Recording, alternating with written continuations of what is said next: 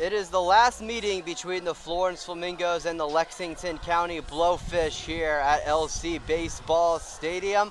The Florence Flamingos looking to sweep the doubleheader after a commanding 15-3 win in the front half. And with that, welcome everybody to the Fish Bowl. This is Bryan Miller with Flamingo Radio. So thankful you all are joining us here on this Thursday evening.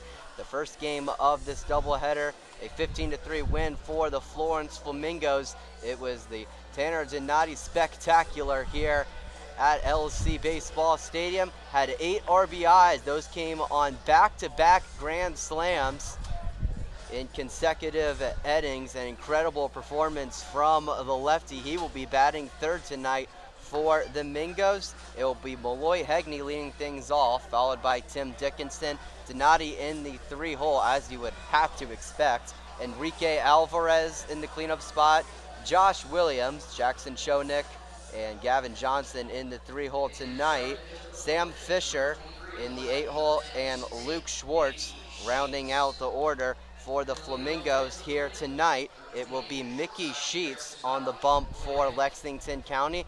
He is making his 5th appearance and his 4th start on the CPL season. He has thrown 14 innings so far, an ERA of 2.57. First pitch to Malloy Hegney, the shortstop, low and in for ball 1.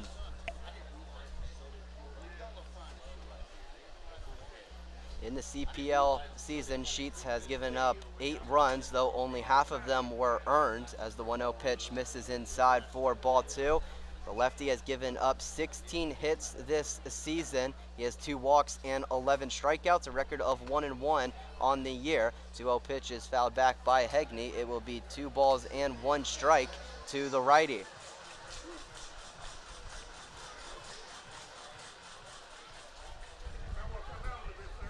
2-1 pitch from the lefty Sheets. That one clubs down the right side of the field. It is trending foul, and that is where it will land up on the roof of the concession stand down the first base line, and the count will even up. 2 balls and 2 strikes to the righty Hegney.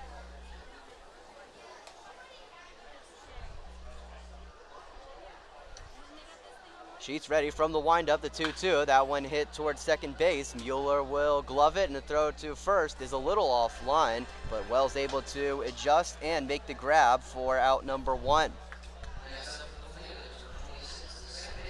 As the second baseman, Tim Dickinson, steps into the batter's box, gives us a chance to look at the Blowfish defensively tonight. Infield going from left to right, starting at third. It is McConna Peters, Gavin Bayless, Maddox Mueller, and Gray Wells. He is at first. First pitch from Sheets in the lefty-lefty matchup, way outside, and we'll start off 1-0. And the outfield going left to right for Lexington County tonight. Parker Murgo, Thomas Powell, and Andrew Ortiz in right field. Ty Marshall behind the dish in both games of this doubleheader. The 1-0 finding the zone. Count goes to 1-1 against the lefty Dickinson. Dickinson batting .259 this season. The 1-1 finding the zone. 1 ball and 2 strikes to the lefty. And Sheets working quickly. Here's the 1-2 pitch. That one low and out. The count evens up at 2-2.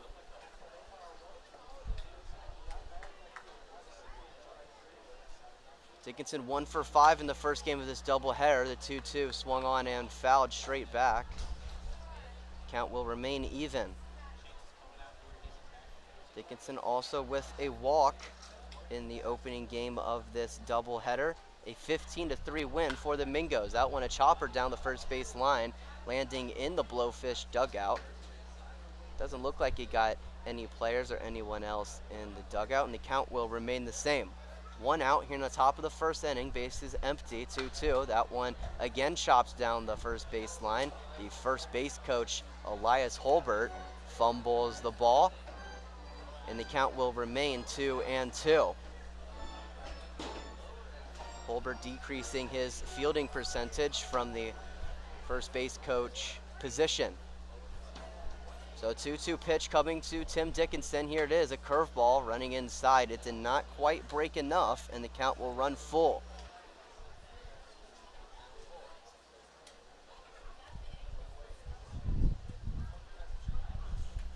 So payoff pitch coming from the lefty Sheets. Here it is, and that one is skied towards the left side of the field in the triangle between third, short, and left. It is the shortstop, Gavin Bayless, taking charge. He will make the grab for out number 2.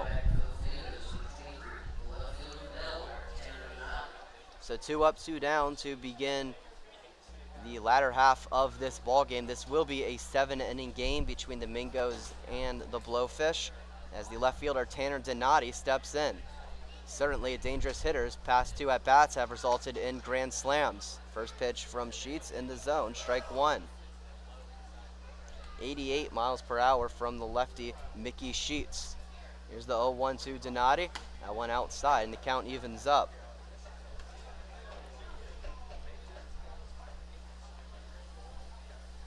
And a silence over LC Baseball Stadium. They know Donati's capable of. That one chopped over the head of the pitcher Sheets. A tough play for the shortstop Bayless. He is not able to make it. It will be a hustle single for Tanner Donati.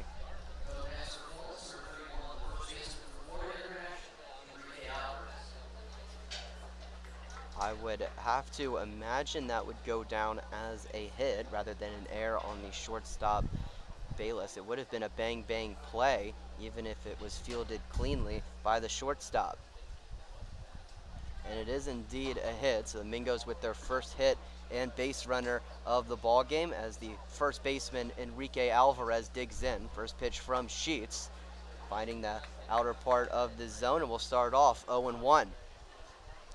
87 miles per hour from the lefty Sheets. That is around where he has been sitting on his fastball here tonight. 0-1. That one a little further out. It'll go down as ball number 1. Josh Williams, the right fielder, on deck, and Jackson Chonik, the catcher, in the hole. 1-1 pitch coming to Alvarez. That one outside, and he was able to hold his swing enough, and the count will go to 2-1.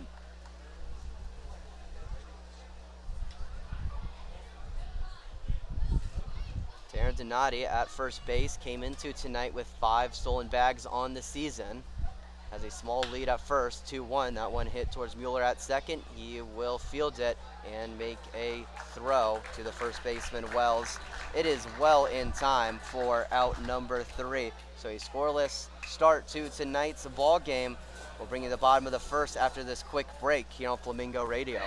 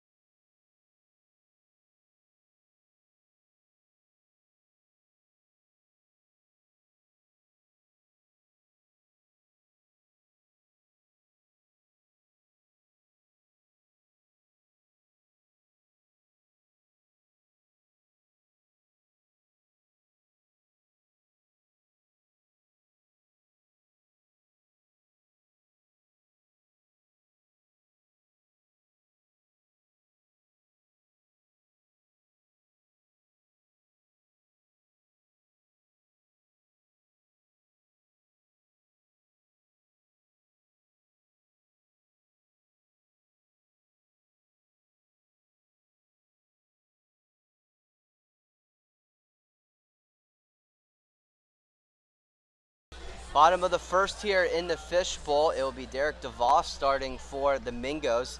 He is making his 4th appearance and 2nd start as a member of the Flamingos. He just finished his freshman season at Panola College in the JUCO ranks. He has thrown 5 1/3 so far with Florence. He has given up 5 hits and 5 runs. He has 5 walks and 5 strikeouts as well. So 5 all across the board for the righty DeVos. The first pitch to the leadoff man, Gavin Bayless, fouled back, and will start off 0-1. In the 2 relief appearances for DeVos, they both ended up in saves. He's working from the windup, the 0-1 pitch to Bayless. That one in the zone, strike 2. DeVos last threw in game 1 of Sunday's doubleheader at the Peninsula Pilots. He threw 3 innings and gave up 4 runs, had 4 hits, 3 walks, and 2 strikeouts in the 46 pitches against Peninsula. 0-2 pitch, that one in the zone for strike 3. So 1 up, 1 strikeout for Derek DeVos.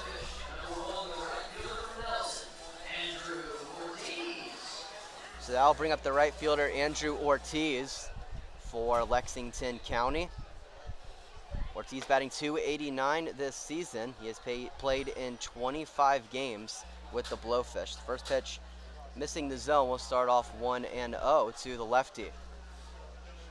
After the first game of this doubleheader, Ortiz up to .300 on the season. 1-0 from DeVos. That one fouled down the third base line. That will creep into the bleachers just beyond the Flamingo dugout, and the count will even up at 1-1. Those bleachers are from when this stadium was a high school football stadium before it was turned into this baseball stadium that the Blowfish call home. 1-1 slider, that one missing outside for ball 2. Voss tried to find the backdoor slider, but that one left in the backyard instead. 2-1 to the lefty Ortiz. Here's the pitch, and that one in the zone, strike 2. That one a fastball, 89 miles per hour from the righty DeVos.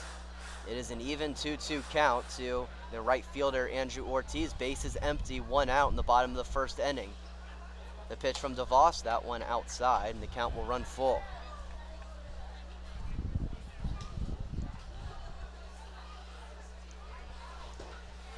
So payoff pitch coming to Andrew Ortiz. Here it is from Derek DeVos. A slider, that one missing low, a bouncer just beyond the plate. A hard-earned walk for Andrew Ortiz, and Lexington County with their first base runner of the game.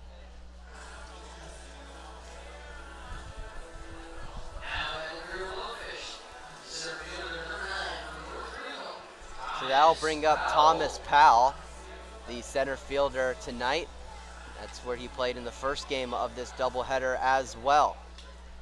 He's played in 7 games with Lexington County, an outstanding start with his time with the Blowfish, batting .407. Has 3 RBIs this season. First pitch from DeVos in the zone, strike 1. Powell 11 for 27 on the year.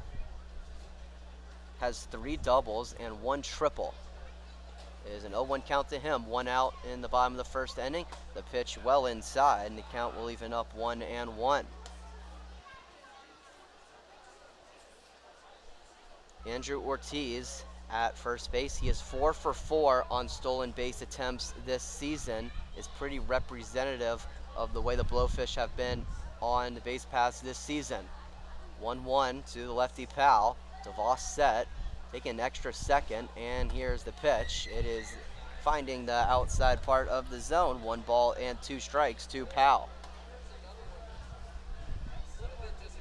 Lexington County with 53 stolen bases coming into tonight. That does not include game 1 of the doubleheader.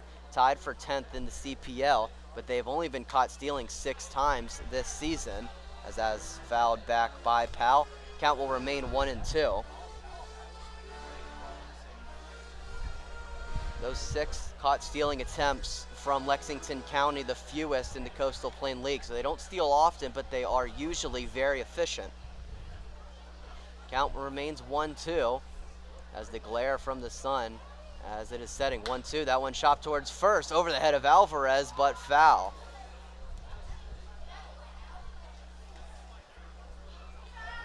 A fortunate break for Florence as it went over the head of Enrique Alvarez. It landed foul just by a couple feet, and that is good news. That would have been extra bases for sure for Powell.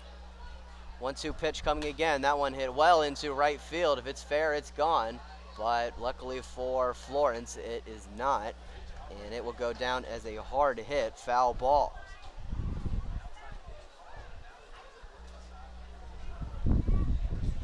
It was hooking quite a bit, although it looked like it was hit pretty well. It's just 82 off the bat of Thomas Powell. It looked harder than that. 1-2 pitch coming from DeVos. A sword. He missed. It gets past the catcher Chonik, so it'll be 90 feet for Andrew Ortiz.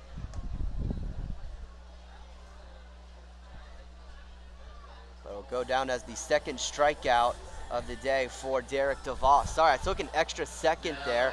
It looked like Powell was making his way back into the batter's box, but it was just to retrieve his bat and make his way back to the dugout. It was not to see an extra pitch. It certainly didn't look like he got any piece of the baseball, and he in fact did not. So 2 outs in the inning. Gray Wells, the first baseman, up. The pitch in for strike 1.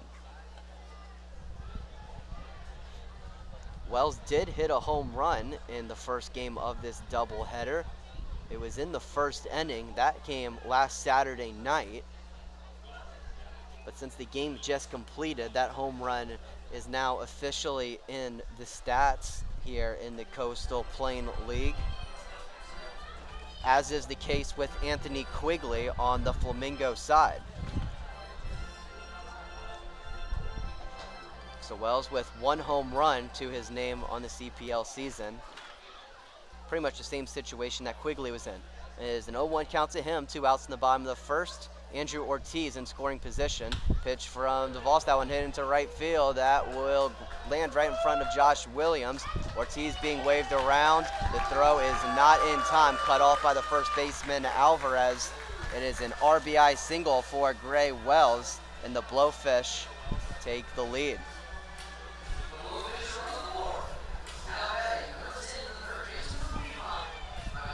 So a 1-0 lead for Lexington County. They're looking to build a 2-out rally as the third baseman McConna Peters digs in. And the bubbles being fired off right in front of me in the grandstand here behind home plate. First pitch from DeVos, low and in for ball 1. Very reminiscent. It's just like Texas A&M. They have the same tradition. Whenever they score, they fire off some bubbles as well for the crowd to enjoy. 1-0 count. Here's the pitch, and it is in the zone. An even 1-1 count to the righty Peters.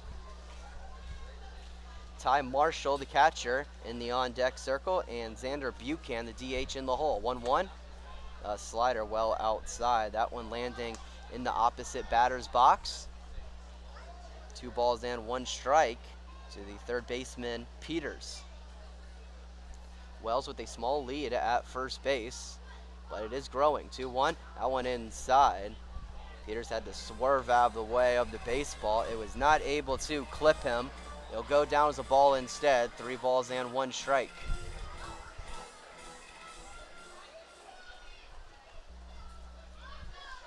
The 3-1 pitch. That one hit towards second. Dickinson will take himself and make the flip to Hegney, covering the bag for out number 3.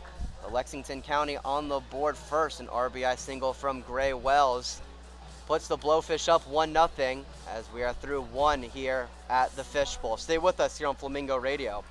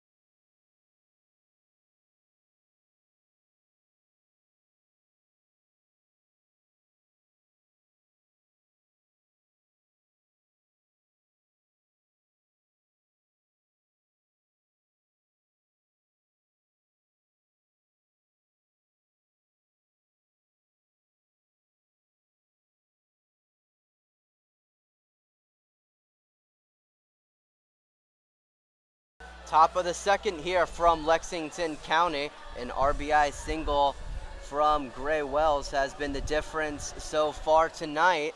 Mingo's down 1-0 with the right fielder Josh Williams stepping in. It'll be 5, 6, 7 due up in the Mingo order. Mickey Sheets, the lefty, remaining in to pitch. A first pitch curveball to Williams, missing the zone. And we will start off 1-0. Looks like that one a little too far in on the lefty Williams. 1-0. That one missing a little low on the fastball from Sheets. 87 miles per hour on that last pitch. 2-0. And that one able to clip the zone in the lower outside corner. 2 balls and 1 strike to the lefty Williams. And Sheets working quickly from the windup. Another curveball. That one hit into center field. Williams was under it. It will be a can of corn for the center fielder Thomas Powell. 1 up, 1 down to start off inning number 2. So that'll bring up the catcher Jackson Schoenick. He started game 1 of the doubleheader, but that was back on Saturday. When the game restarted, Stowe Rogers took his place as he clubs that one back right beside the Blowfish dugout. We'll start off 0-1. So as you would usually expect, as that 0-1 pitch finds the zone for strike 2. Mingos will switch catchers in the latter half of the doubleheader. Blowfish not doing that though. Ty Marshall catching both games. That one hit towards the pitcher Sheets. He will take it himself and flip it to first for out number 2. So a quick start to the second inning. 2 up, 2 down. Mingo's down to the last out of the inning. It will be up to Gavin Johnson to keep the inning alive.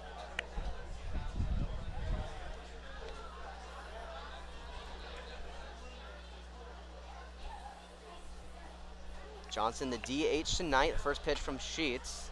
Outside for ball 1. A little too far out in the eyes of the home plate umpire Jeremy Polovic. It will be Clifton Bennett umpiring first base and Donovan Lortz at third. That one getting the mask of the home plate umpire Polovic. He is grabbing his mouth, and it will be a quick meeting. The other umpires coming in to consult with Polovic, as well as medical personnel member here at Lexington County Baseball Stadium. It was immediate pain for the home plate umpire Polovic, and he is now making his way up the first base line. It certainly appears that he is going to be exiting this ball game.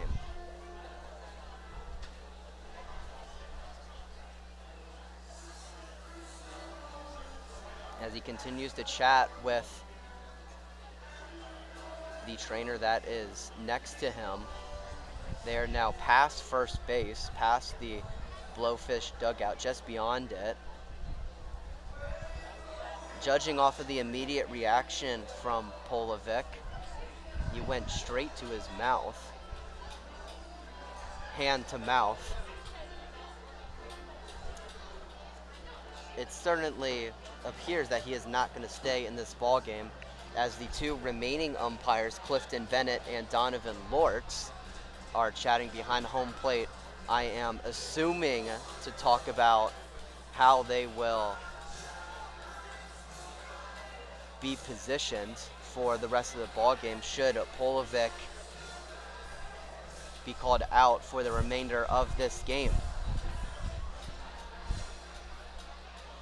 And everyone in the Blowfish defense in their little groups as well. The 3 outfielders, Murgo, Powell, and Ortiz, chatting in center field.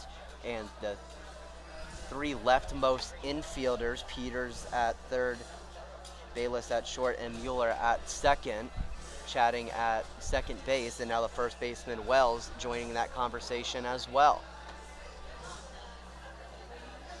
And the pitcher, Mickey Sheets, throwing some warm-up pitches to his catcher, Ty Marshall. Polovic still in the same position that he was in. one of the other umpires, I believe it is Donovan Lortz, but I am not positive, talking to him as well.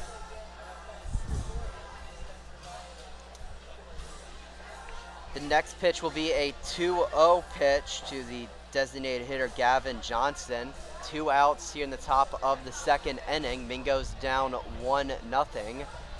An RBI single from Gray Wells gave Lexington County the only run in this game here tonight. As the sun continuing to set down the first base line, it is a brutal glare for those behind home plate. That is including myself and the Lexington County broadcasters as well. Certainly wicked towards our right side. At least it's not right in front of us, though. It doesn't really affect our view of the game that much. Meeting still going on between the medical trainer and the home plate umpire, Jeremy Polovic. And Lortz, I believe it is Lortz. It is either Donovan Lortz or Clifton Bennett. I think it is Lortz. Continuing to consult with his colleague behind the plate.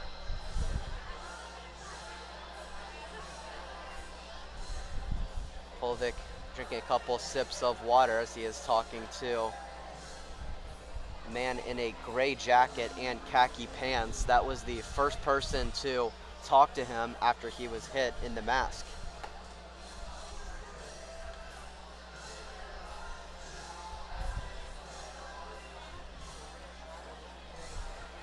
And it has really turned into an extended meeting. It looks like he's okay. It's really just a question of whether or not he's going to stay in the game. So the worst case scenario was certainly avoided, and we are all thankful to see that.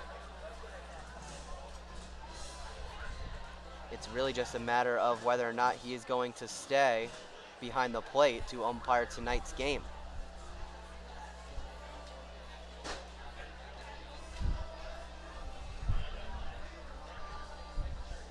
As the conversation continues, Mickey Sheets stopped warming up at the mound, is now walking behind the pitcher's mound.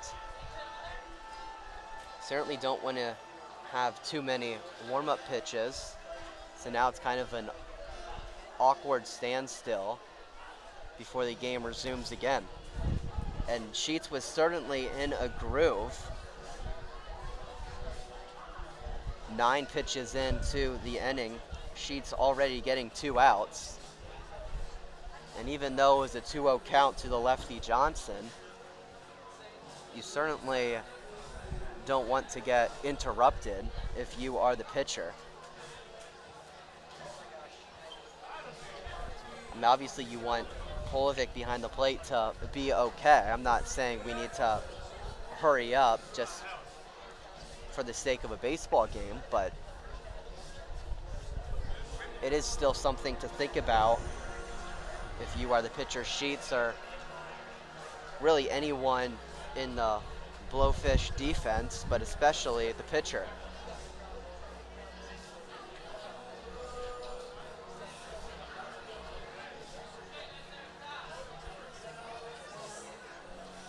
As the conversation continuing in the same location just beyond the Blowfish dugout is turned into a pretty nice night here at Lexington County Baseball Stadium. 91 degrees and mostly sunny. Don't see many clouds out in the sky.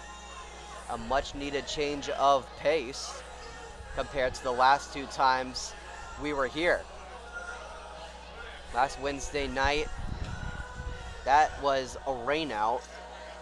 That one, in all honesty, never really had a shot of being played. Probably like 20, 25, maybe 30-minute absolute torrential downpour of rain coated the infield and outfield here at LC Baseball Stadium. Created a nice puddle behind home plate and into shallow left field as well. That one really had no shot. And then Saturday night, I should say, we got through 5 innings, and then the same thing happened again. Very unfortunate timing for the Flamingos. They just took a 3-2 lead in that game. Off of the ground out from Josh Williams and the speedy Anthony Quigley going from second to home. They were in the next at-bat to Brandon Davis. They got to a 2-1 count before rain started to come in here to the stadium. They got the tarp on, but it wasn't quite enough time, as that game would rain out for the night and would be suspended until today. It didn't end up mattering. The Flamingos are able to win that game 15-3, as Polovic is now making his way towards home plate and having a conversation with his fellow umpires, Bennett and Lortz. We'll see if Polovic remains in the game. He gives the catcher Ty Marshall a fist bump, and he is walking beyond home, or past home, I should say, up the third base line, with ice being applied to the back of his neck. It certainly appears that Polovic will be exiting this ball game.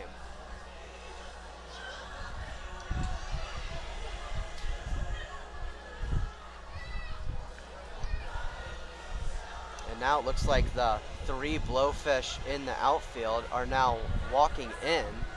Looks like they're going to meet up with their infielders right in the middle of the triangle between the pitcher's mound, first base, and second base.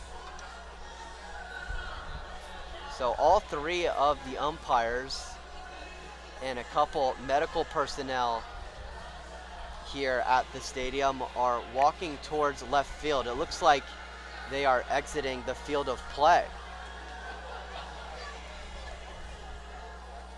And it looks like Tyson Ellis and the head coach for Lexington County, Michael Menhart, are about to meet up to discuss what will happen next.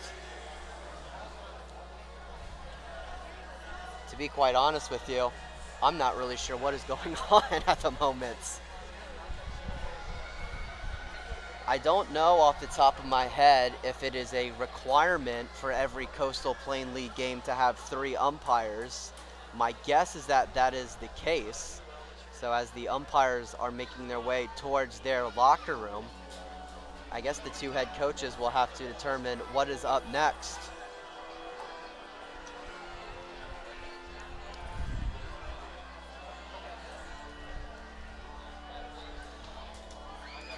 Well, as I mentioned, the way last Wednesday and last Saturday's games went, or I guess didn't win at the end of the day, as they were both ultimately rained out, there must be something about Lexington County Baseball Stadium when these 2 in-state foes meet up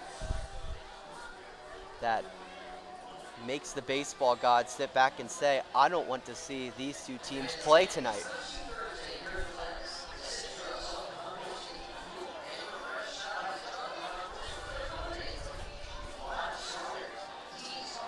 This is the last meeting at Lexington County between the Flamingos and the Blowfish. They only meet 2 more times this season.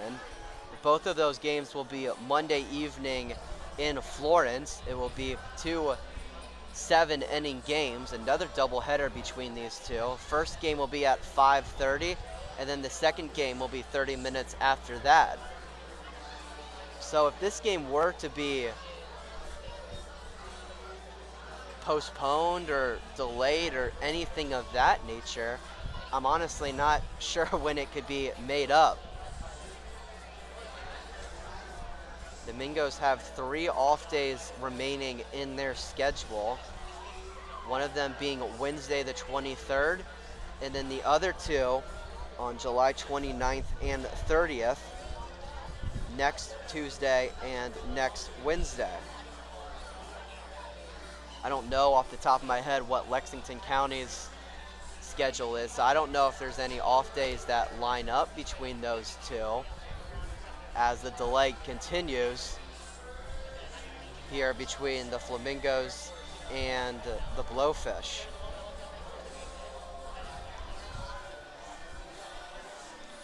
as the two head coaches continue to discuss to the right of home plate.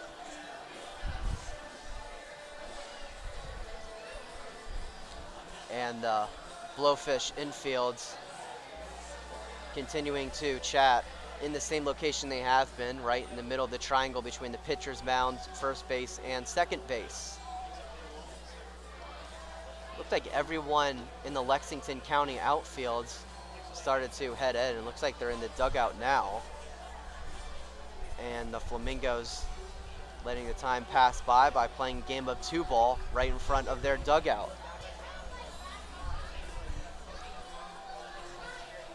All right, so we'll try to get you updates here from Lexington County Baseball Stadium as they come in. As for now, this is Bryan Miller. We'll take a quick break here on Flamingo Radio. We'll be back in a couple minutes here in the top of the second inning. A delay here in the Fishbowl.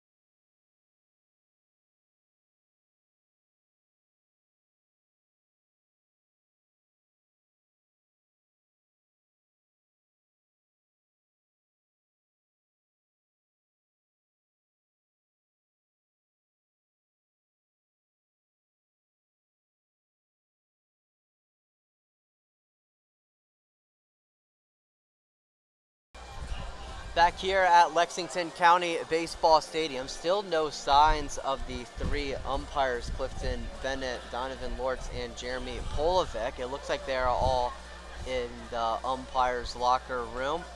The delay still going on here between the Mingos and the Blowfish. It is a 2-0 count, bases empty, and 2 outs here in the top of the second inning. Gavin Johnson up for the Mingos, and Mickey Sheets, the lefty, pitching for Lexington County. The one run of tonight's ball game came via an RBI single from Gray Wells in the bottom half of inning number 1. It brought Andrew Ortiz home from second base. He got on via a walk.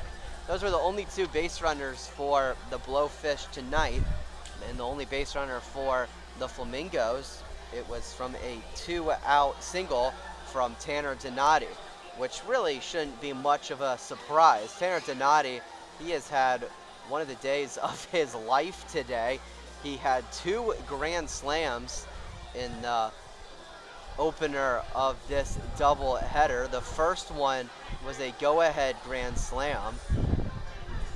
It made it a 3-3 game. It turned it into a 7-3 game with just 1 swing. That came in the 8th inning. That one going just over 388 feet over the right field fence. And then he said, I'll just do it again. And he did it in the top half of the 9th. Pretty incredible. 2 grand slams in consecutive innings. Not often you see that. It surely feels like Tanner Donati is a lock for the CPL hitter of the night. At least you would surely hope so. I guess we'll see the results later tonight, but that will be a high bar to climb for any other hitter in the Coastal Plain League.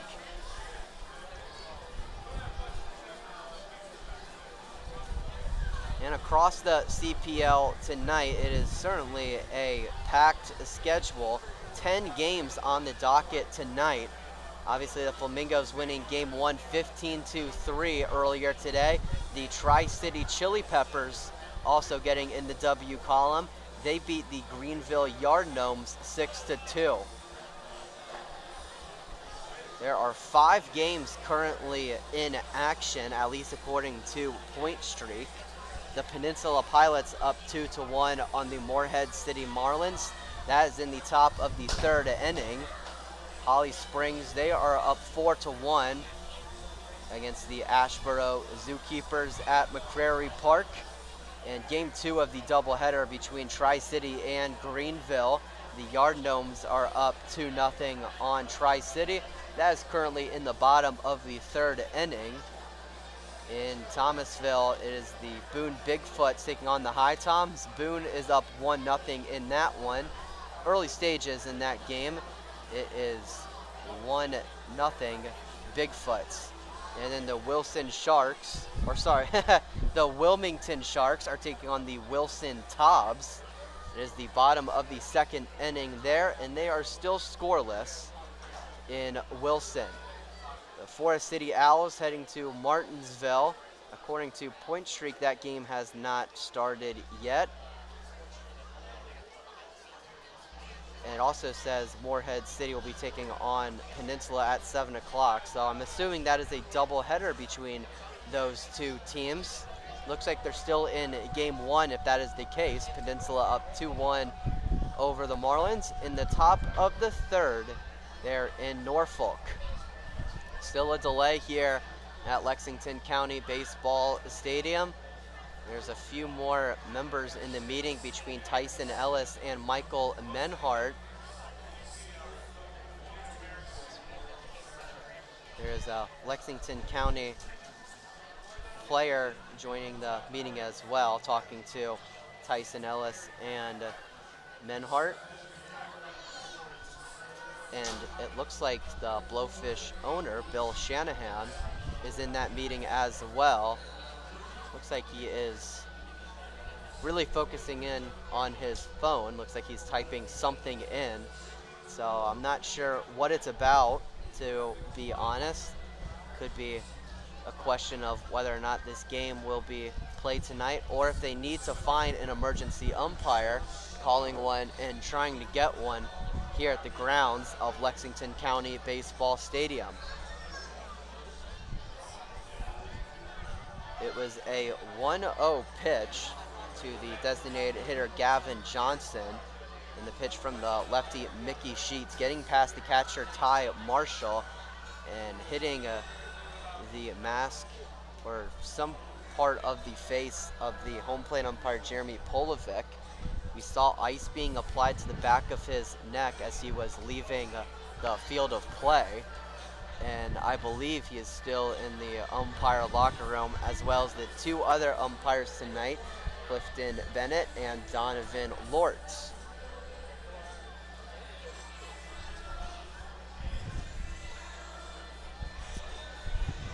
To their credit, it is a pretty packed house here at Lexington County Baseball Stadium, and many of the Blowfish fans that are here have elected to stay and see if this game will ultimately be played again. Very good night here in Lexington, South Carolina. It's Thirsty Thursday, so cheaper beer here in the stadium, and you would have to imagine many of the spectators here will be taking advantage of that during the delay. If I was just a spectator and not also a broadcaster as well tonight, I know that's what I would be doing.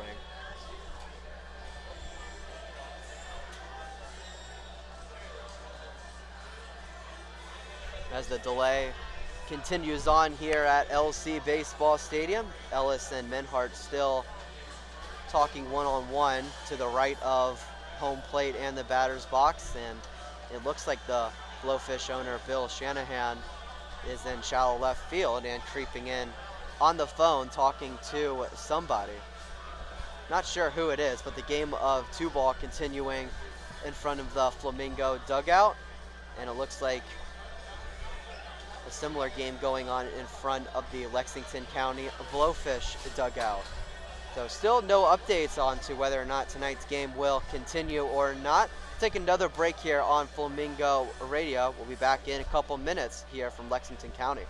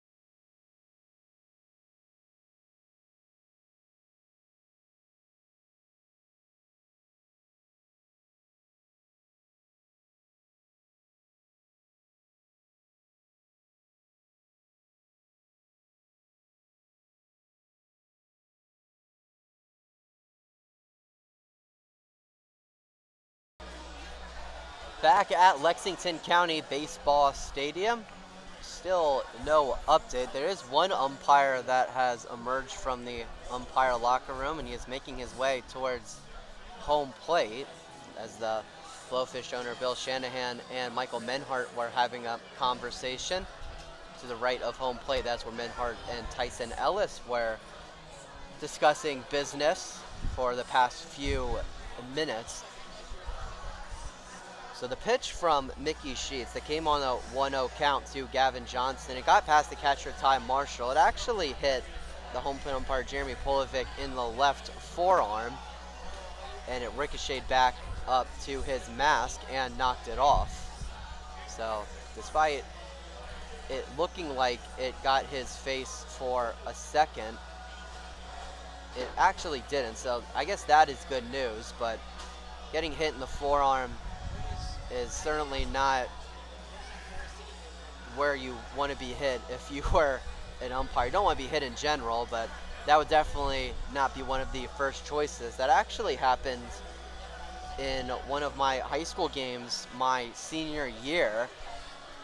One of our pitchers had a very, very good two-seam cutting pitch, and it cut too far for our catcher, and it got the home plate umpire right in his left forearm as well, and you can immediately see a huge bruise developing immediately after. Usually it takes a day for a bruise that big to develop, but that was not the case for our home plate umpire that night. I mean, immediately like a baseball-sized bruise in the middle of his forearm. So as you could expect, he was not able to finish that game, but we were still able to complete it. We only had two umpires for that game, so it came down to just one umpire. He stood behind the pitcher's mound. I remember that well because I came in to close that game.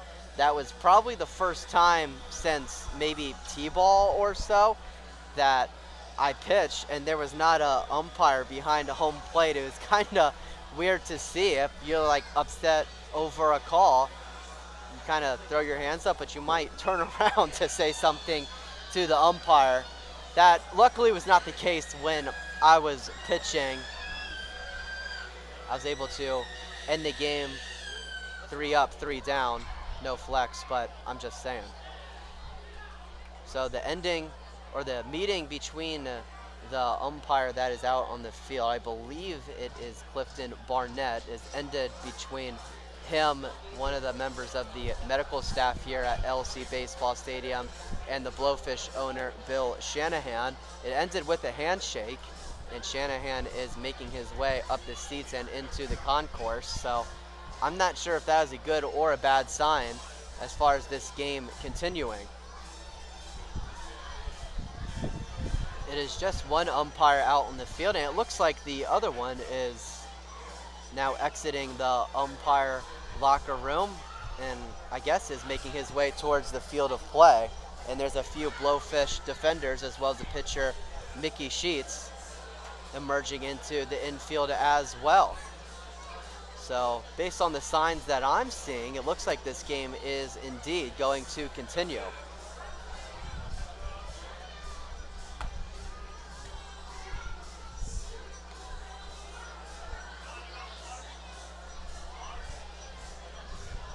So that's certainly a good sign this game will continue. I'm assuming it's just going to be 2 umpires on the field for the rest of this ball game. So I'd assume 1 behind the plate and then 1 covering the entire field of play. So we'll see how that affects the rest of tonight's ball game. We did see 2 umpires in a Flamingos game last week. That was last Friday night. That was an exhibition game though against the Catawba Valley Stars. So a little different than a CPL game, as the pitcher Sheets is now warming up. Looks like we're about to get an announcement.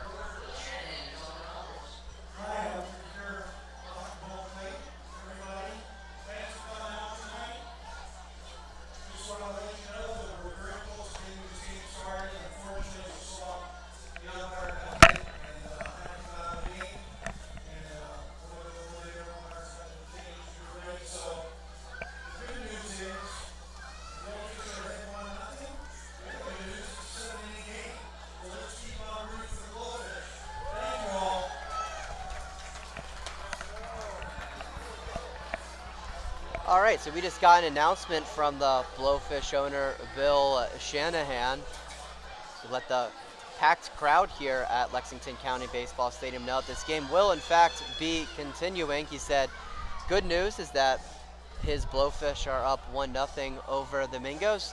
Bad news is that it's only a 7-inning game. So he's encouraging the rest of the fans here to keep cheering for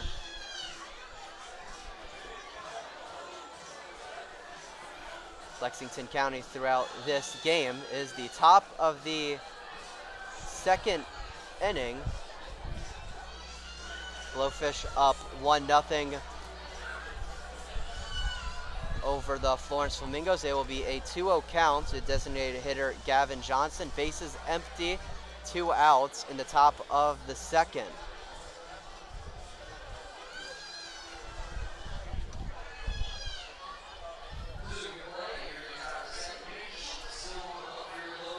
Mickey Sheets remaining in to pitch, and you have to wonder after the delay how ready he will be to go. He was in a groove. 2-0 pitch to Johnson, that one outside for ball 3, and we are underway again here from Lexington County Baseball Stadium. 3-0 from the windup, pitch is in for strike 1. Sam Fisher on deck and Luke Schwartz in the hole for the Mingos. 3-1 to Johnson. That one hit into left field. Murgo under it and will make the grab for out number 3. So Sheets able to recover well, and after a delayed half inning, we're heading into the bottom of the 2nd. Mingos down 1-0.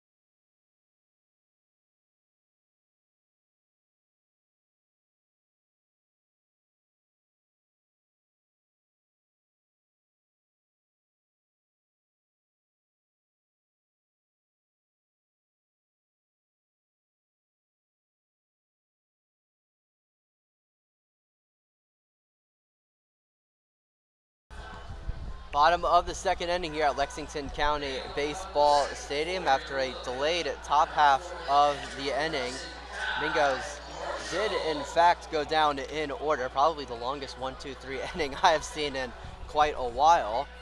It will be Ty Marshall leading things off for Lexington County. Derek DeVos remaining into pitch for the Flamingos. Pitch number 1 to the lefty Marshall. Hit towards second base. Dickinson making a couple steps to his left. He will make the play, and the throw is in time. 1 pitch, 1 out to start off the bottom of the second.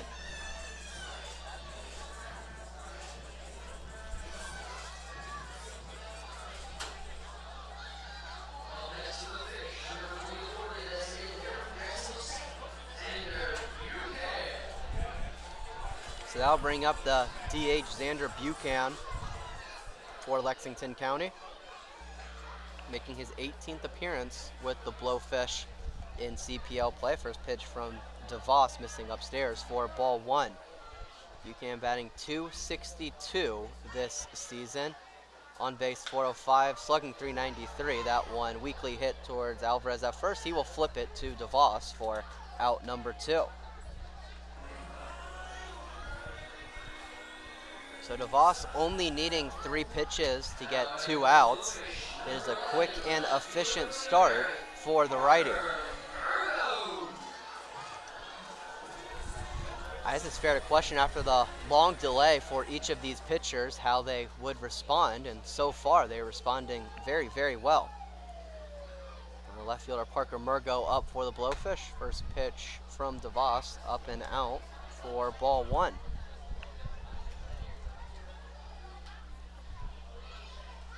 Up to 4 pitches in the inning, pitch number 5 in the zone for strike 1. Usually for a pitcher to have that much of a delay in between innings, it's usually because the offense is doing really, really well. There's that 1-1 pitch, misses low and out for ball 2. So at least at that point, you're like, okay, well, I have enough run support that I feel really, really good about our chances of winning, as the 2-1 pitch is fouled straight back. Count evens up at 2-2.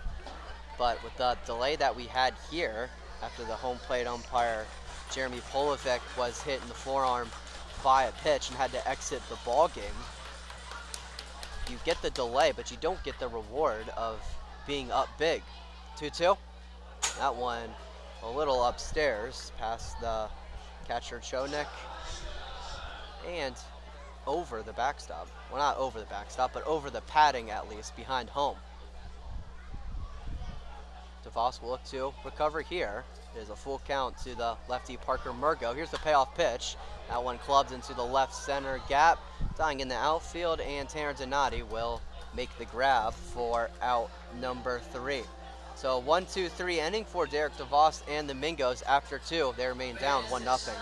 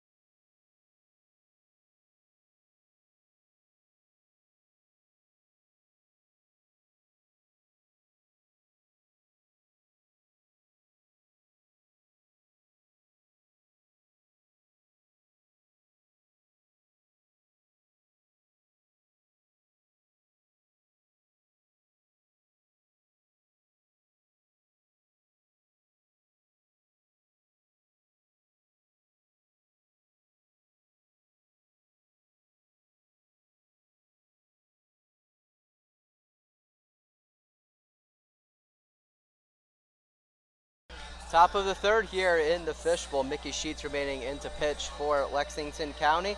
It'll be Fisher, Schwartz, and the top of the order for the Mingos, who are down 1-0 here in the back half of tonight's doubleheader. Just a reminder that tonight's second game will only be 7 innings, as it is part of the technical doubleheader here on this Thursday evening. First pitch from the lefty Sheets in the zone, an 0-1 count to the lefty Fisher.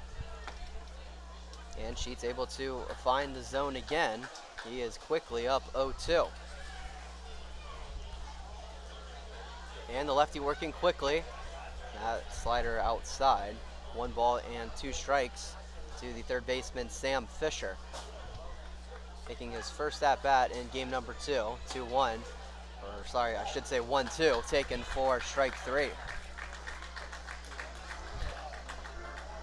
So Sheets making quick work of the lefty Sam Fisher. 1 up, 1 down to begin inning number 3. So I'll bring up the center fielder Luke Schwartz for the Mingos. He did not play in the opening game of this doubleheader, so he'll be making his first appearance here tonight. First pitch to him outside for ball 1. And the 1-0 chop down the third base line, right at the edge of the Flamingo dugout. 1 ball and 1 strike to the righty Schwartz.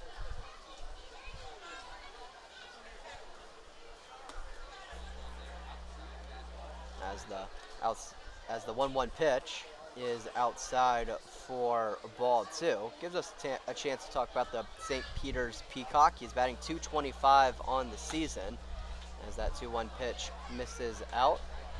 Count will go to 3-1. Schwartz with an on-base percentage of .284 and slugging .238. 3-1, that one finds the zone. Schwartz thought it was ball 4. He was making a couple steps towards first base, but the home plate umpire saying that it was strike 2. Payoff pitch, that one fouled straight back. Count will remain full. According to our TrackMan data here at the stadium, that pitch did look a little outside on the 3-1, so probably should have been ball 4, but it was not. Payoff pitch again, that one definitely outside. A hard-earned walk for Luke Schwartz, the second base runner of the game for Florence.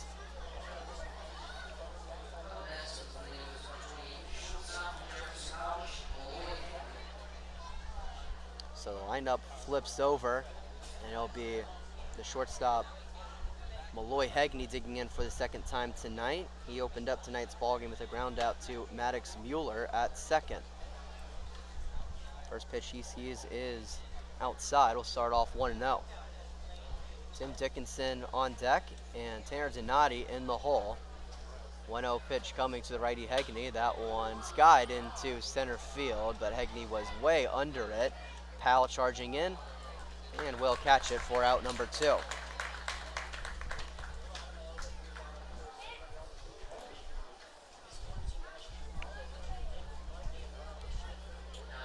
So it'll be up to the second baseman, Tim Dickinson, to keep the inning alive for the Mingos. Dickinson batting .259 on this season. He has 1 double and 2 triples. Also has a home run. That came Sunday at Peninsula. So first pitch from from Mickey Sheets, I should say. Missing the zone, a 1-0 count to the lefty Dickinson. 1-0, a breaking pitch. Looks like a slider from Sheets. That one able to find the zone. Count evens up 1-1 to Dickinson. So Mingo's up to 4 home runs on the season. They technically got 3 in that last game, as that is poked down the left field line and will end up foul for strike number 2. 1 ball and 2 strikes to the second baseman, Tim Dickinson. Mingos with 3 home runs in the opening game of this doubleheader. That one is hit down the first base line. It is foul, and the count will remain the same. It was a hard hit from the lefty Dickinson, 91 off of his bat. Got about a foot or two foul past first base. With only 2 umpires in the game, there usually be 2 field umpires, but with there only being 1, it may have been a tougher call than usual, as that is chopped down the first base line and ricocheting after a hand got on the ball in the Blowfish dugout. So we'll see how there only being 2 umpires in tonight's game and 1 field umpire specifically can affect some calls. Some angles will be adjusted for sure. 1-2 up and in. Dickinson had to dance out of the way of the pitch to avoid getting hit in the face. Luckily, he's able to do that, and the count will go to 2-2. Mingo's looking to get back to Tanner Donati. He has been the main Flamingo here tonight. That one hit into center field. Dickinson way under it, and once again, the center fielder Thomas Powell will make the grab for the out. That one is out number 3. As we head into the bottom of the 3rd here in Lexington County, Mingos remain down 1-0.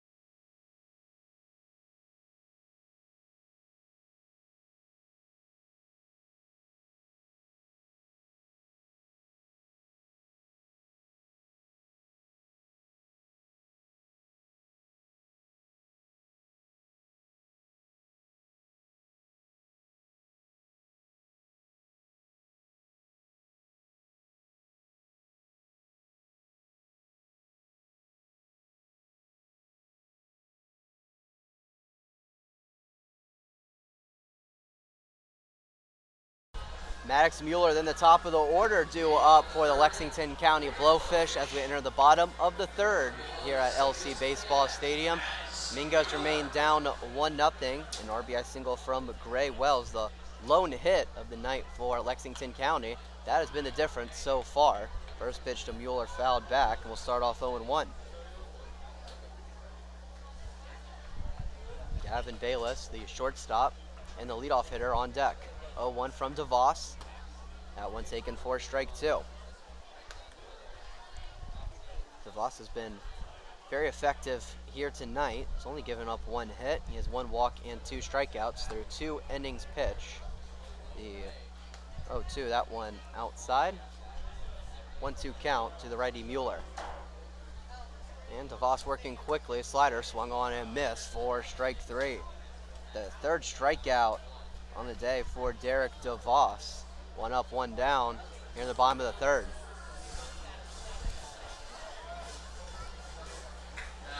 So the lineup flips over for Lexington County. It will be Gavin Bayless digging in for the 2nd time tonight. He struck out and is alone at bat. First pitch from DeVos, powered in the zone for strike 1. 89 miles per hour on that first pitch from Derek DeVos. That is right around where his fastball has been throughout tonight's game. 0-1. He goes back to that pitch. That went up to 90 miles per hour, but a little upstairs for ball 1. Andrew Ortiz, the right fielder, on deck for Lexington County. 1-1 pitch, 1 out in the inning. Here it is from DeVos. That one low and outside for ball 2. 83 miles per hour on that slider from Derek DeVos. No action in either bullpen. So these 2 starters looking to go even further. 2-1 pitch up and in for ball 3. Bayless coming from Ball State, he was one of the leading hitters for the Cardinals this past season. That is always a very, very good program in the MAC. 3-1, that one fouled right beside the Blowfish dugout in between home and the start of the first base dugout. It will be a full count to the righty Bayless. DeVos looking for 2 up, 2 down. Back-to-back strikeouts maybe. Payoff pitch. Called strike 3, 90 miles per hour from Derek DeVos. He's able to clip the inside part of the plate. Back-to-back strikeouts for the righty DeVos.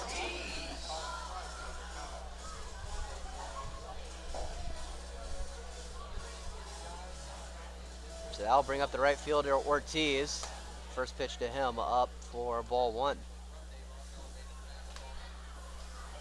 Ortiz with a walk in his only plate appearance of tonight's game.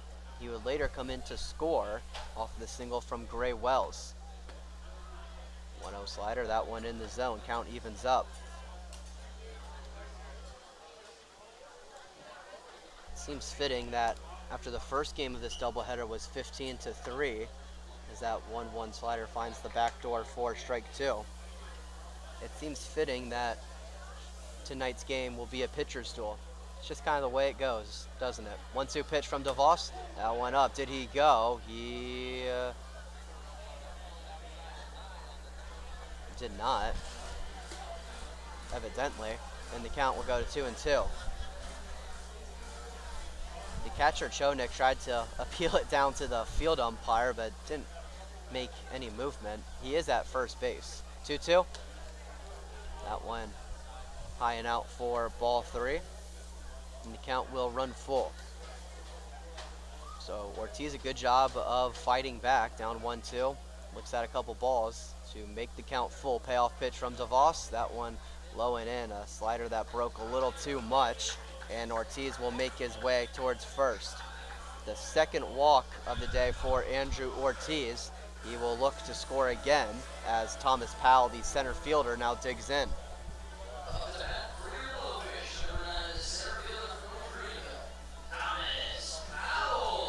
Powell 0 for 1 today. He struck out. That was out number 2 of the first inning. DeVos looking for out number 3 against the lefty. First pitch, low and in. Fastball, 87 miles per hour. A good stop made by the catcher, Chonik. And the count will start off 1-0. Gray Wells with the lone hit for Lexington County tonight. Awaits in the on-deck circle. 1-0 pitch upstairs. 2 balls and no strikes to Thomas Powell. Powell coming from North Greenville University. And that is where Josh Williams for the Flamingos went as well. 2-0 slider finds the zone. Count will be 2 balls and 1 strike to the center fielder Powell. 2 outs in the inning. Bottom of the third, runner on first. The pitch from DeVos. Slider again, hit down the third base line, but foul. And the count will go to 2-2. It's interesting, the call was made by the field umpire that it was indeed a foul ball. He is standing in between first and second. You might think with only 2 field umpires, that might be a call for the home plate umpire to make as he's right on the line. 2-2, that one crushed in between first and second. Ortiz looking to go first to third. He will do just that. Throw from Williams in right field, cut off. Runners on the corners for Lexington County.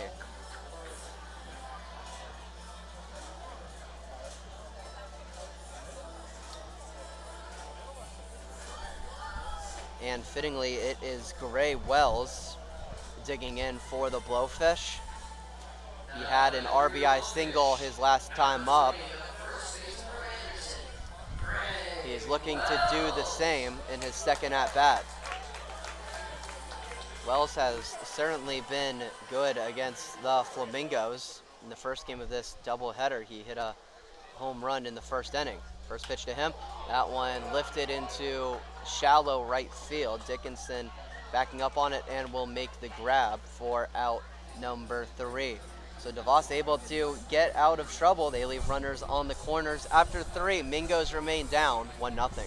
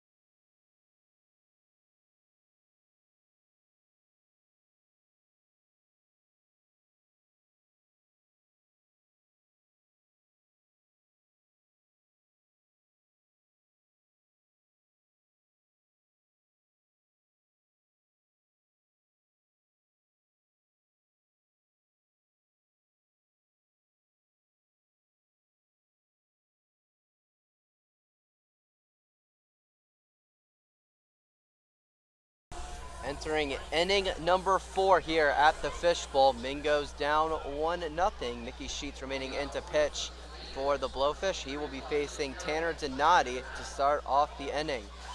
Donati has the only hit for the Mingos tonight, is a single in the first. First pitch from Sheets. Taken for ball 1. It was a little outside. This certainly feels like best on best for each of these squads. Best pitcher for Lexington County tonight, and undoubtedly the best hitter for the Florence Flamingos tonight. As the 1-0 pitch to the lefty Donati is outside. 2 balls and no strikes. Here is the 2-0. That one taken for strike number 1. That one clipping the outer part of the zone. Sheets continuing to work quickly. 2-1 pitch to Donati. Taken for strike 2.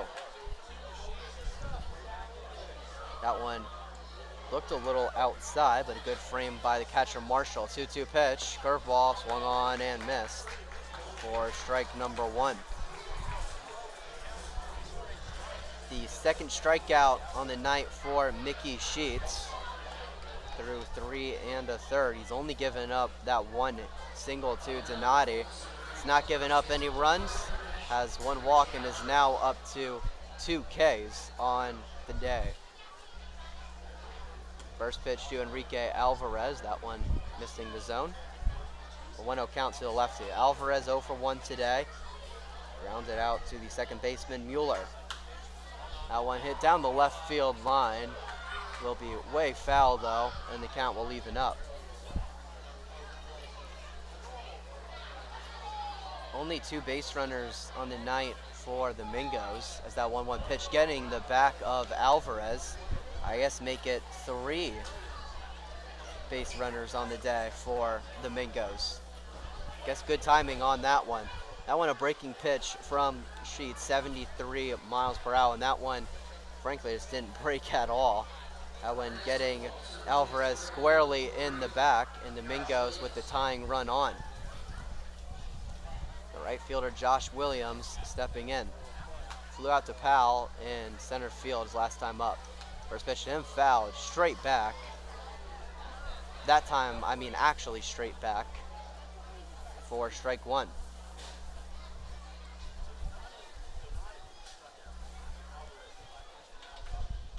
Williams has certainly been one of the better hitters in this Flamingo lineup as he takes an 0-1 strike Is no balls and 2 strikes to the lefty Williams, batting .288 on the season. He has 9 RBIs, 4 doubles, and 1 triple.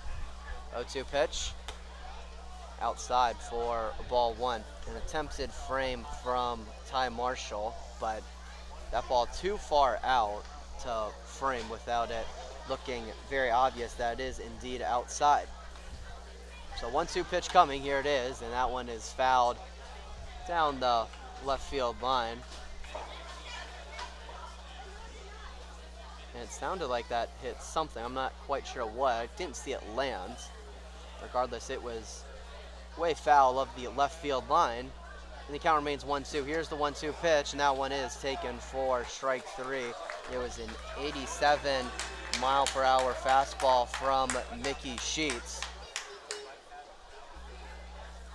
And he is now up to 3 strikeouts on the outing tonight.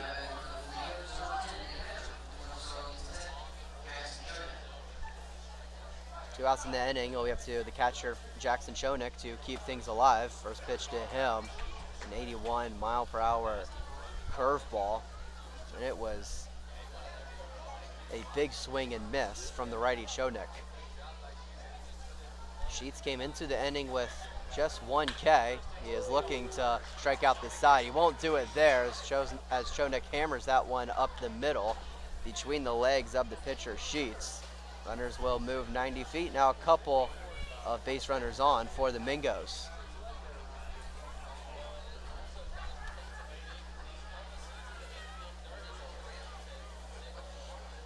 Tonight's game, scoring opportunities have come few and far between. This is the best chance for the Mingos to tie up the ball game here tonight. First pitch to Gavin Johnson. Curveball in the zone for strike 1. Johnson's certainly one of the guys you would want to have up if you're Tyson Ellis and the Mingos, batting .368 this season. He hits that one up the middle, but the shortstop, Gavin Bailey, will take it himself and touch second base for out number 3. Johnson just missing that one. If he hit that a foot or two to the left of Bailey, it would have gone up the middle, probably would have allowed Alvarez to score, but instead Bailey will take it himself for out number 3. Heading into the bottom of the 4th here in Lexington County. Mingos remaining down 1-0.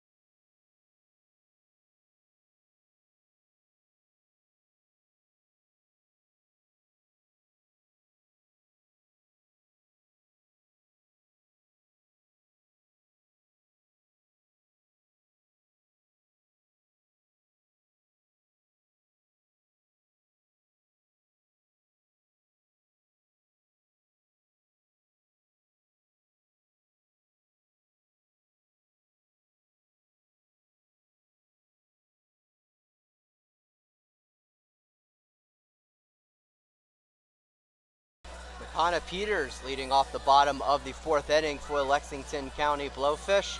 They are up 1-0 over the Mingos. Almost an identical scoreboard for each of these squads. Mingos with 2 hits and no errors. Same with Lexington County. But the Blowfish up 1-0 in the most important statistic, and that being runs. First pitch from Derek DeVos. A half swing, but it didn't matter. It was called a strike anyway. It'll be an 0-1 start to the righty Peters.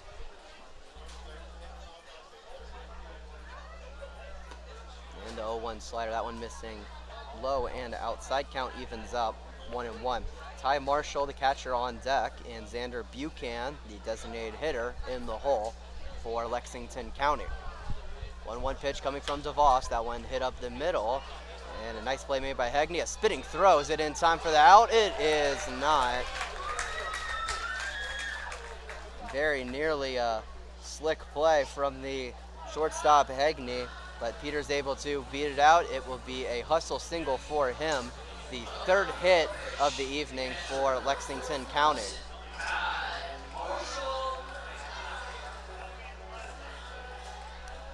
So the baton will be passed on to the catcher, Ty Marshall. He is 0 for 1 today. Grounded out to Dickinson at second base his last time up. First pitch from DeVos inside, ball 1. There is action in the Flamingos bullpen. It is a lefty. I believe it is Bryan Yadlin, but I'm not positive on that. Certainly looks like his throwing motion, though. He's off the mound at the base of the fence. Looks like he's ready to come in. 1-0. That one a bouncer. The throw to first is not in time.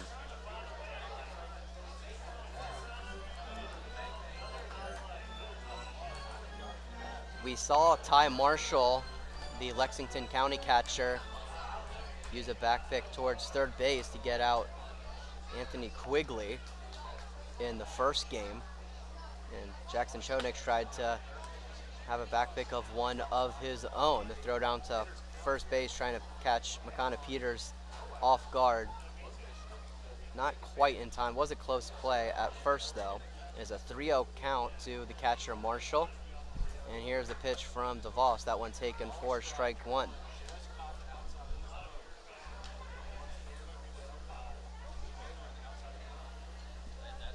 Mingos will certainly take another ground ball here to get a double play.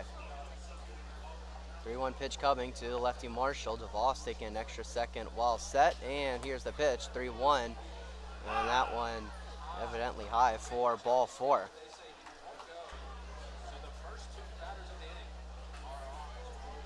Marshall with a half swing. He was able to hold his swing enough, and the pitch was indeed high according to the TrackMan data, so I will admit my mistake there. I thought it got the upper part of the zone, but TrackMan says otherwise. So a good call made by the home plate umpire and the first 2 batters on for Lexington County. That'll bring out a visit from the catcher Chodnik.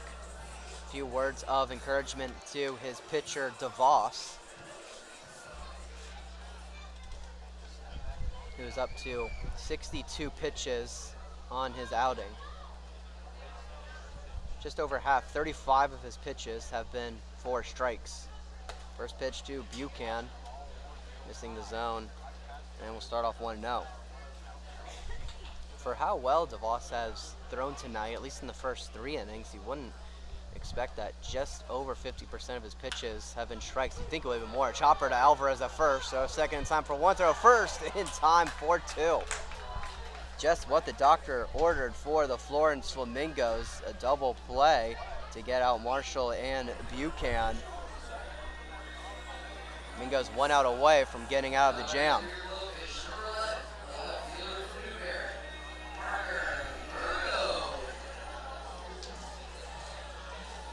Peters was able to advance from second base, though. So another run 90 feet away for Lexington County. Parker Murgo up. That one lined into center field. That should be an easy play for Schwartz, though. He gloves it, and the Mingos are indeed able to get out of the jam. With a couple of runners on and no outs, Mingos able to get out of it. After 4, they remain down 1-0. See if the bats can help them out.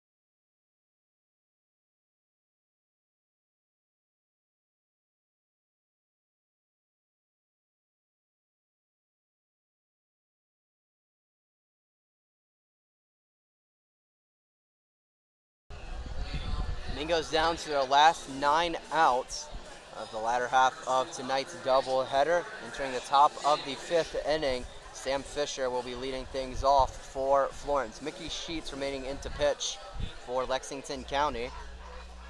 He has thrown 4 innings of shutout ball. As the first pitch to Fisher is outside for ball 1. Sheets has only given up 2 hits, 1 walk, 3 strikeouts. 1-0, that one missing downstairs. 2 balls and no strikes to the lefty Fisher. He is 0 for 1 today.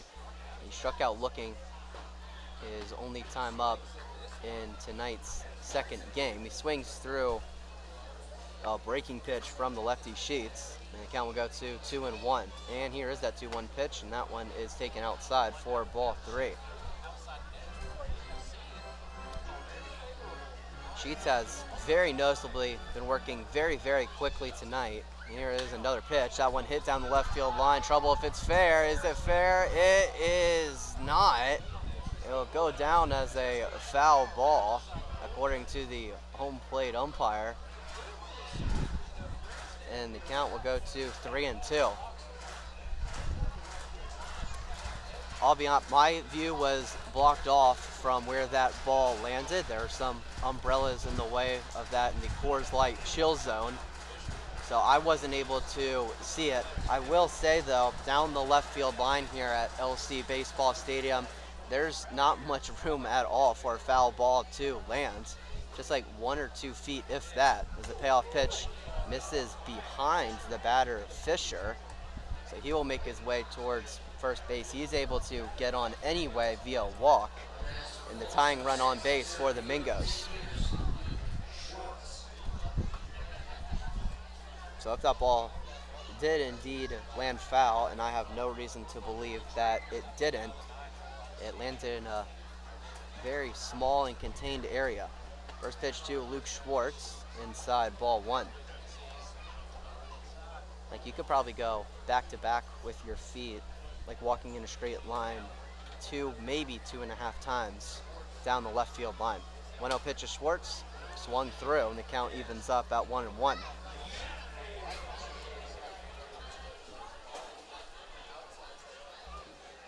Strikeouts have been a little bit of an issue for Schwartz this season, as that one is chopped down the third base line. Will it stay fair? It will not. That took a very unfortunate hop on Luke Schwartz after the first initial bounce right in front of home plate. It hit the boundary right in between the grass and the dirt down the third base line, and as soon as it hit it, it went straight left into foul territory, where the catcher Ty Marshall was able to pick it up and officially make it a foul ball.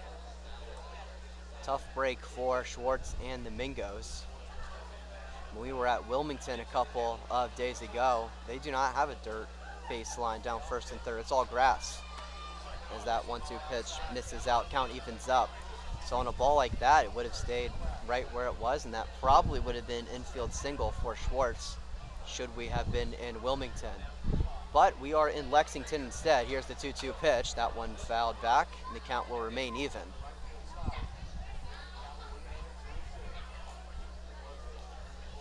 The top of the order, Malloy Hegney waiting in the on-deck circle, and Tim Dickinson in the hole. You certainly want to get it back to Tanner Donati, up in 3 batters. 2-2 pitch to Schwartz. That one taken for strike 3, a delayed call from the home plate umpire. It'll go down as strikeout number 4 for Mickey Sheets tonight. Now 1 out in the inning.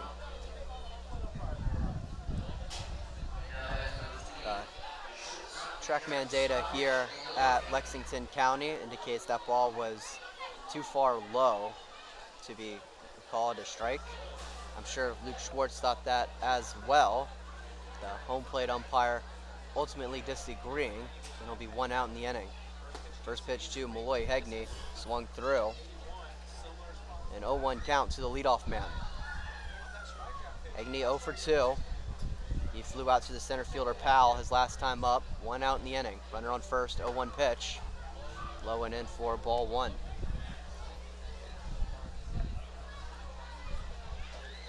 Tim Dickinson on deck and Tanner Donati in the hole. Certainly want to get it to Donati with a couple of runners on. That one is high and outside for ball 2.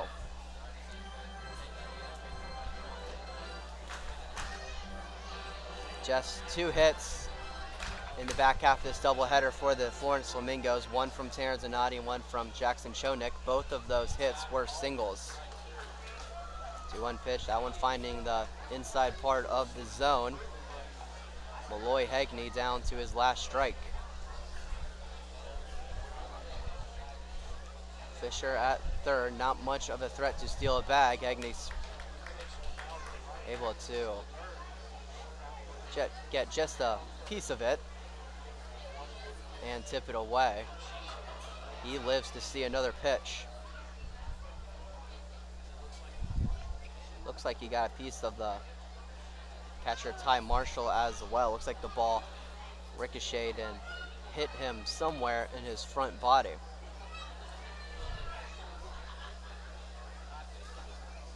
It has certainly been a tough day for people behind home plate tonight. The home plate umpire, Jeremy Polovic, hit in the forearm by a pitch. That was in the top of the 2nd inning. 2-2, that one outside for ball 3.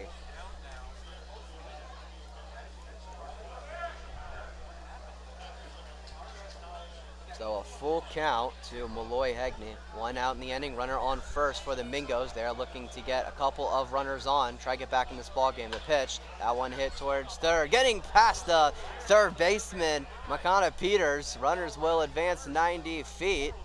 Couple of runners on for the Flamingos.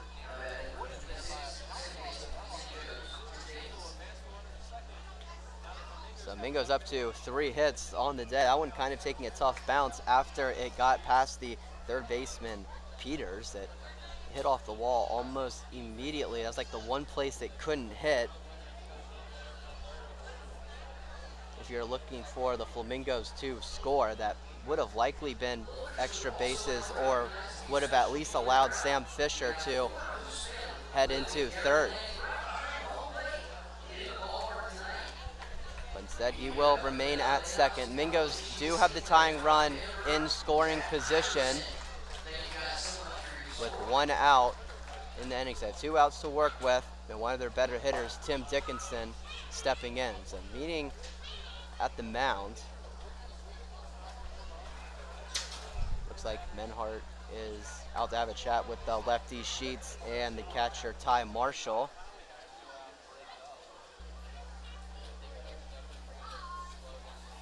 You would probably have to think that Mickey Sheets is towards the end of his pitch count. He's up to 89 pitches already. That's definitely at the higher end of pitch totals that we have seen in the CPL this season, at least of games that I have seen.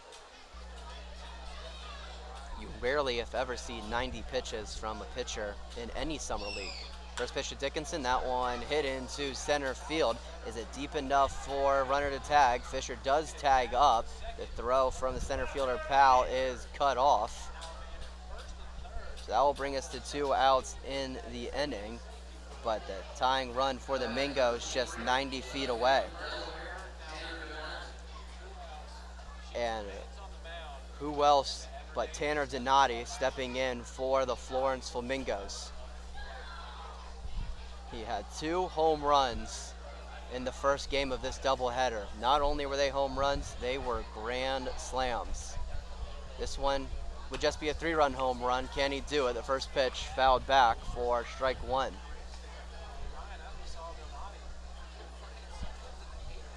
Donati is 1 for 2 in this ball game. He singled in the first. Sheets set is an 0-1 count to Donati. The pitch, a curveball down the first baseline and gotten by Wells. He covered it like a hockey goalie. He will take it to first base himself for out number 3. So Mingos leave runners on the corners heading into the bottom of the 5th.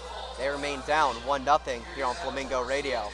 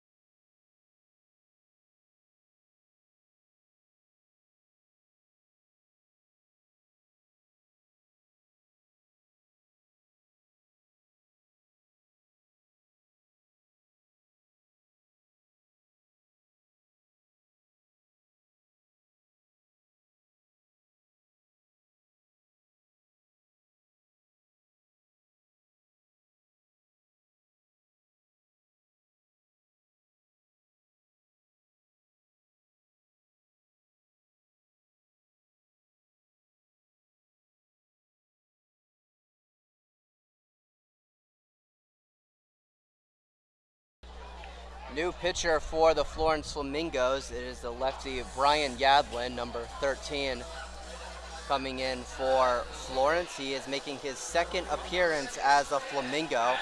His first one came in Game 2 of the doubleheader at Peninsula. First pitch to Maddox Mueller is swung on and missed for strike number 1. Yadlin threw 2 1/3 in that game. He gave up 2 runs and 5 hits. He had 1 walk, 1 strikeout on 48 pitches. One pitch, that one able to find the zone. Yadlin quickly up 0-2 on the righty Mueller. Yadlin is very, very effective when he finds the zone, as the 0-2 pitches swung on and missed for strike 3. Yadlin making quick work of the righty Maddox Mueller. 1 up, 1 down, the bottom of the 5th.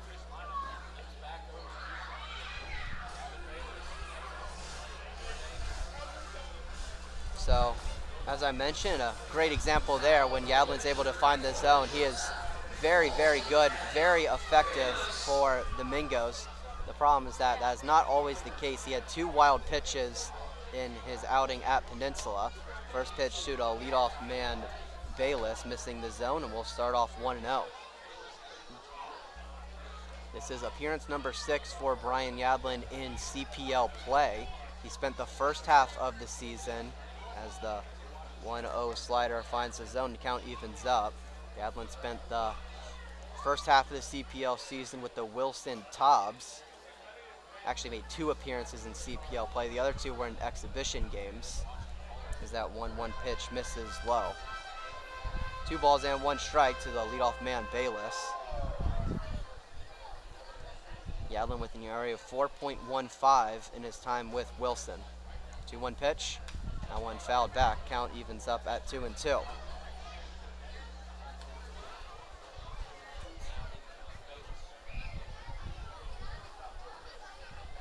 So total, Yadlin has given up 9 hits in his time with Wilson and Florence, and 6 runs. 2-2. Curveball. Called strike 3. Yadlin able to find the outside part of the zone. He paints the corner. 2 up, 2 strikeouts for the lefty Yadlin.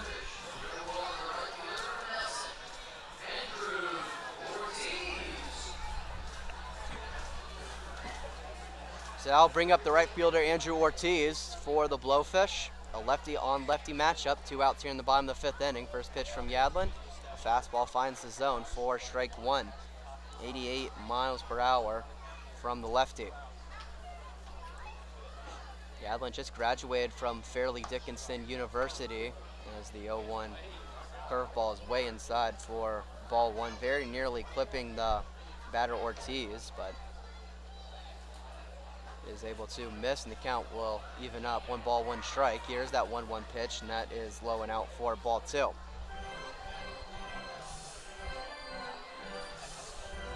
Yadlin made 12 appearances for FDU in 16 innings pitched. Gave up 23 runs, 19 of them were earned. 2-1.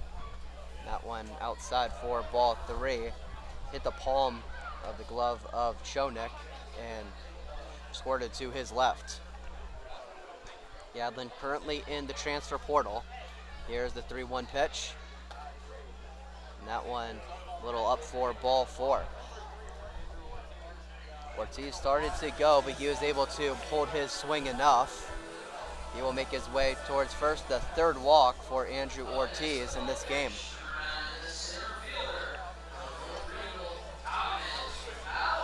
Trackman saying that ball was just a smidge upstairs, so good call by the home plate umpire. Runner on first, 2 outs here in the bottom of the 5th inning. Thomas Powell digging in for the 3rd time tonight. Pitch from Yadlin, that one hit down the 3rd base line, but foul. Bouncing over the tarp and into left field.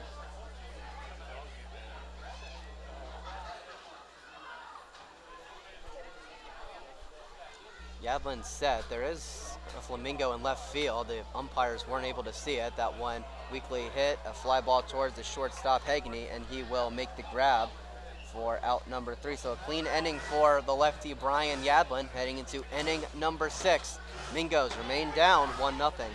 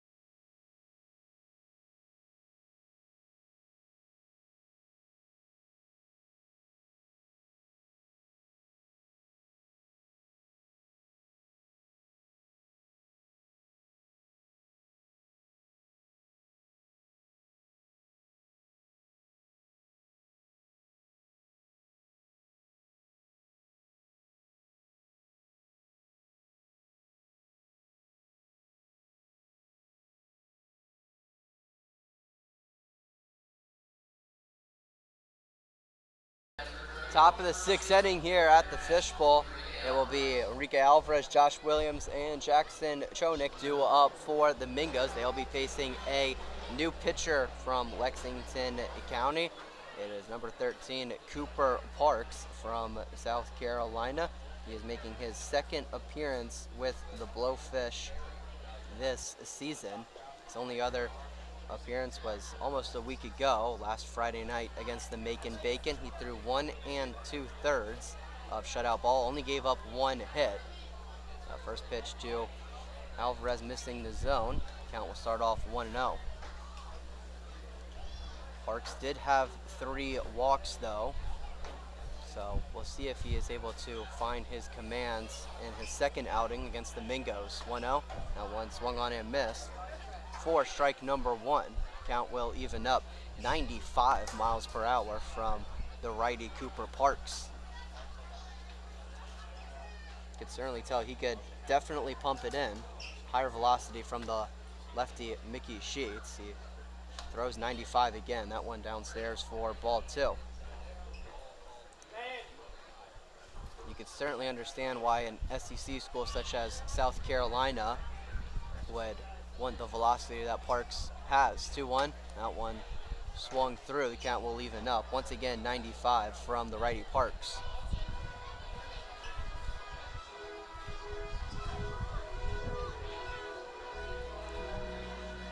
Alvarez hit by a pitch his last time up. Outside of that, he grounds out to the second baseman, Mueller, looking to get on base for the Mingos. He fouls that one back, and the count will remain even.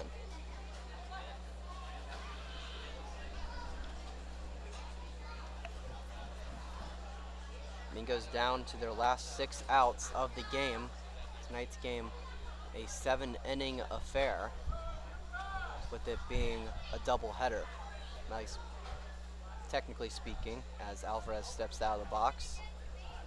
He's grabbing his eye. I think he's having contact issues, if I had to guess.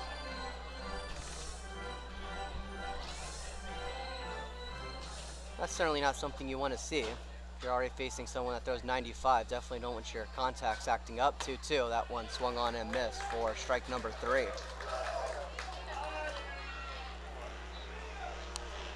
So, 1 batter, 1 strikeout for Cooper Parks. That's how the 6th inning will begin. And it'll be the right fielder Josh Williams stepping in for the 3rd time tonight. He is 0 for 2 with a fly out to center and a strikeout looking. That was his last time up. That was in the 4th inning. Bases are empty, 1 out here in the top of the 6th inning. Mingos down 1-0. First pitch from Parks, chops down the first base line, but foul. 87 miles per hour from the righty Parks.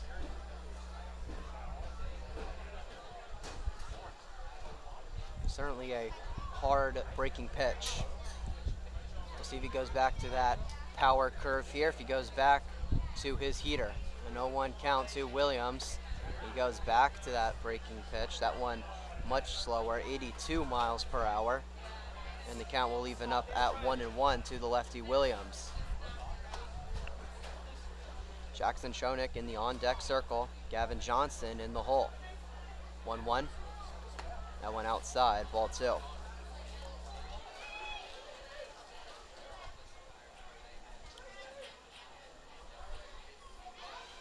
Mingos looking to get the tying runner on after winning 15-3 in game 1. They are down 1-0 in game 2. 2-1.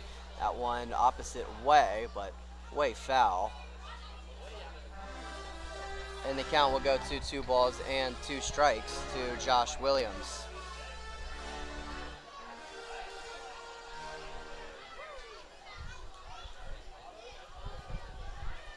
Honestly, looking at his last outing, I'm a little surprised Parks wasn't able to strike out any members of the Macon Bacon, especially in 1 2/3. 2-2. That one outside, ball 3. The count will run full to the lefty Josh Williams.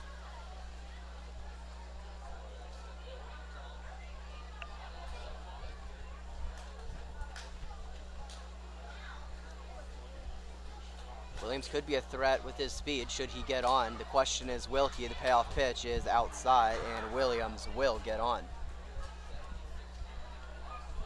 First time Josh Williams has reached base today. Tying run at first base for the Florence Flamingos. The catcher, Jackson Chonik, now digging in. Chonik is 1 for 2 tonight. He singled his last time up. One of 3 hits for the Flamingos tonight. Each squad with 3 hits in tonight's game. That one hit towards short, one bouncing the shortstop Bailey, or Bayless. He throws it to second base to get the leadoff runner Williams for out number 2.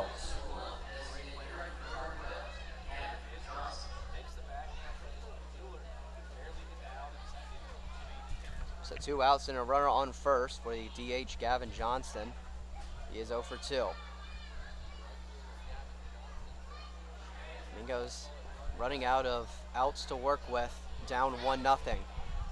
First pitch from Parks. Taken for ball 1, that one a little outside.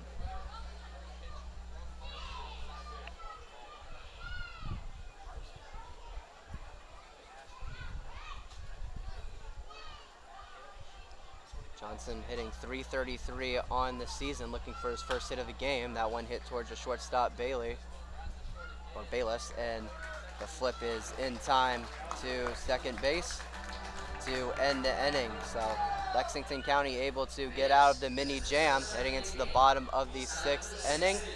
Flamingos still down 1-0.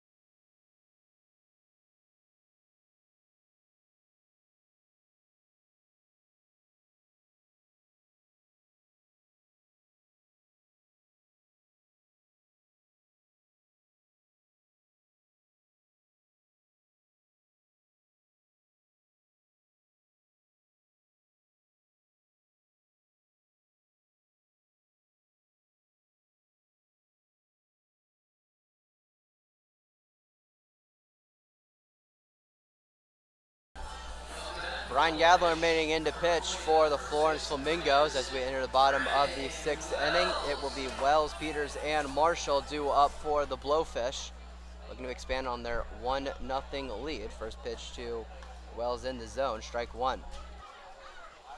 First pitch slider from the lefty Yadlin, 76 miles per hour, 0-1. That one down the third base line, a backhand by Fisher to throw across the diamond in time for out number 1.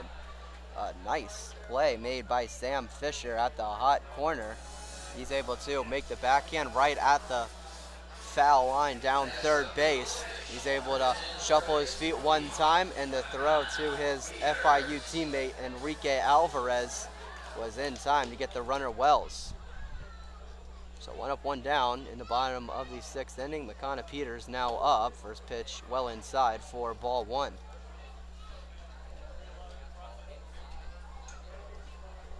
Peters 1 for 2, singled in his last at bat. 1-0. Swung on and missed, and the count evens up. As has been the case for most of this game, there's almost an identical scoreboard total for each of these teams. as the 1-1 slider is in the zone for strike 2. Both Florence and Lexington County have 3 hits, and neither of them have an error tonight. The only difference has been Lexington County has 1 run, as that pitch is low and in for ball 2, and Florence does not have any. An RBI single from Gray Wells in the first inning. That's been the only run we have seen in the finale of this doubleheader. That one is clubbed down the right field line and foul. Count will remain even 2-2.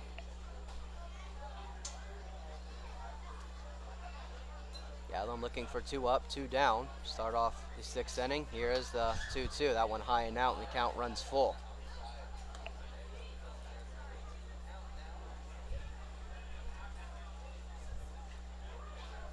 So payoff pitch coming from the lefty Yadlin. Here it is. And that one is a wave and a miss. A strikeout for Bryan Yadlin, his 3rd of his outing. And the Mingos 1 out away from a 1-2-3 inning. It'll be the Clemson catcher Ty Marshall standing in the way of that. He walked his last time up. He is 0 for 1 in this ball game.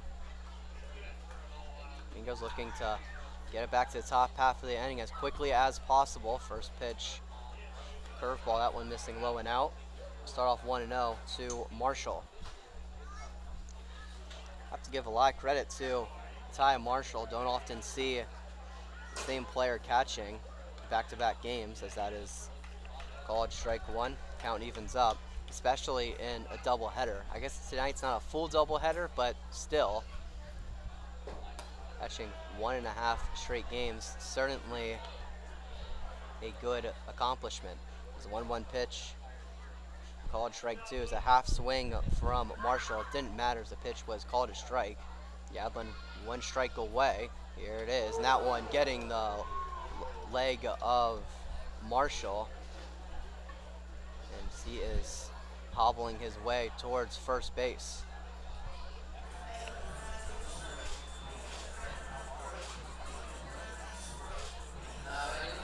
So Mingos 1 strike away from ending the inning. Instead, they hit Ty Marshall in the leg. And another run on base potentially for the Lexington County Blowfish. It'll be a designated hitter, Xander Buchan, now up.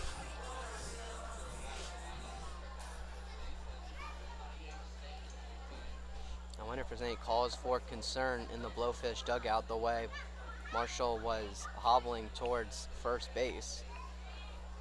If you expect him to keep catching for you as effectively as he has been behind the dish, it might be even tougher for him as he gets another dent on his body.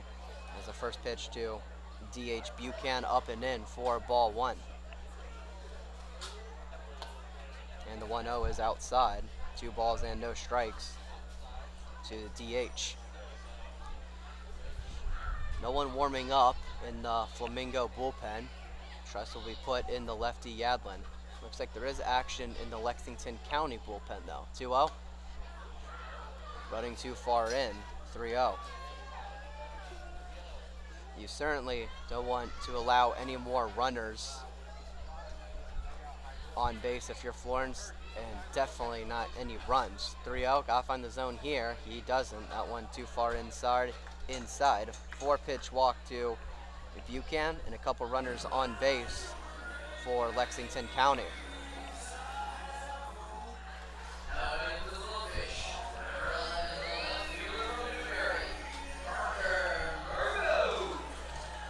So Chonik will have a chat with his pitcher Yadlin.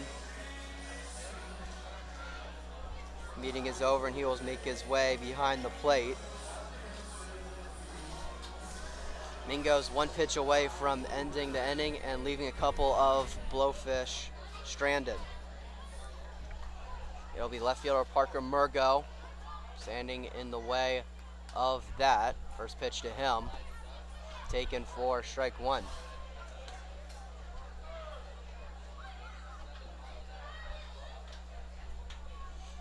Maddox Mueller in the on-deck circle. 0-1. That one fouled off.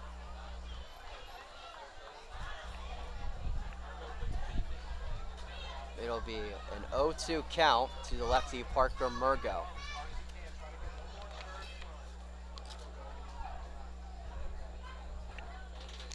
Oh, 2 pitch.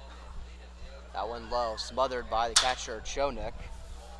And the count will go to 1-2 against the lefty.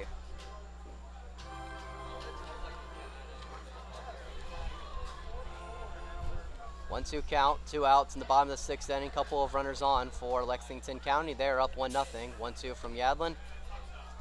Curving outside. Now landing in the opposite batter's box. A nice sliding stop made by Chonik. The count will even up at 2-2. Yadlin 1 strike away. Here's the 2-2. And once again, that one curving low and outside. It wasn't as dramatic as the previous pitch, but still noticeably low and outside of the strike zone. So big time payoff pitch coming, runners go. That one hit down third base line, foul.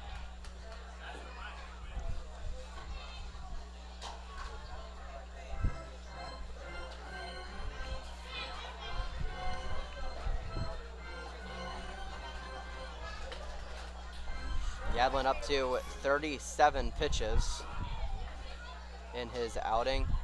19 strikes, 18 balls, but 1 strike away from ending it scoreless. Here's the pitch. It is missing the zone. That one a little too far outside. A hard-earned walk for Parker Murgo, and the bases are puffered up with Blowfish.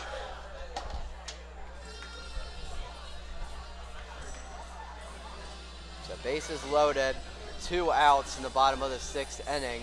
Flamingos looking to keep the deficit at 1 run.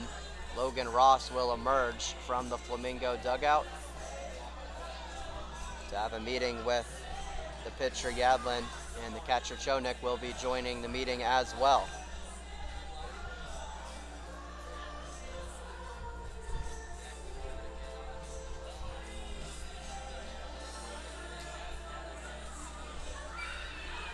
After Yadlin was able to retire the first 2 batters he faced in the inning, a hit by pitch and a couple of walks have left the bases loaded.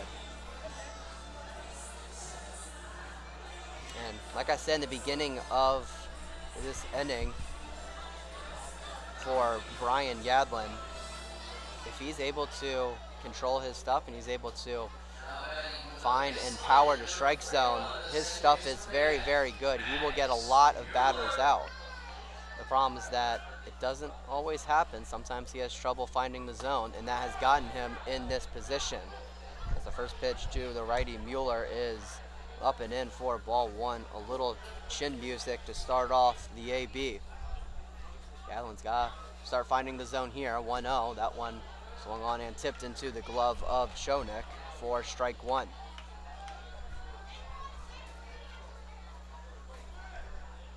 The leadoff man, Gavin Bayless, on deck. 1-1, low and in.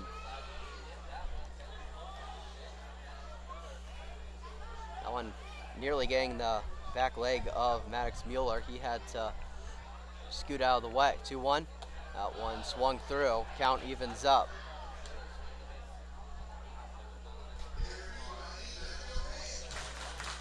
So once again, the Flamingos are 1 strike away from another clean sheet. 2-2 is a wave and a miss. A big time strikeout for Bryan Yadlin. He gets 2 in the inning, and that will end the 6th inning. Still a 1-run deficit for the Florence Flamingos. It will be Fisher, Schwartz in the top of the order as they are down to their final 3 outs of tonight's ball game. We'll be back after this quick break. Stay with us here on Flamingo Radio.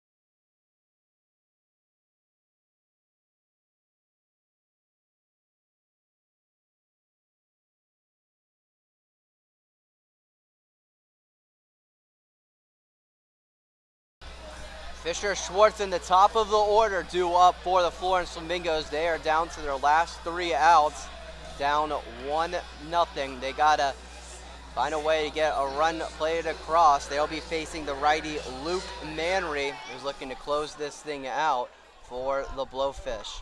This is a familiar pitcher for the Florence. First pitch to Fisher, low and in for ball 1. This is the fourth time this season that Manry has faced the Flamingos. That one hit past the first baseman Wells and into shallow right field. A leadoff single for Sam Fisher, the tying run on board for the Mingos.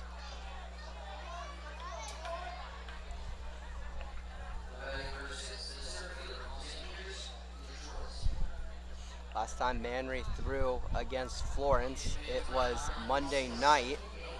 He threw 3 innings, gave up 3 runs, one of which was earned, and 5 hits. He was able to pick up the save, though, his lone save on the season. He's looking to do it again. First pitch is Schwartz, a bunt to the pitcher, who catches it on a fly. Fisher able to get back to first base, but the Mingos down to their last 2 outs.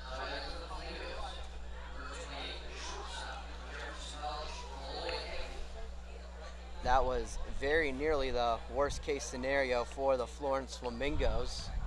The front half of a double play happened, but luckily Sam Fisher was able to scurry back to first base to avoid the double play. Top of the order up, Malloy Hegney digging in for the 4th time tonight.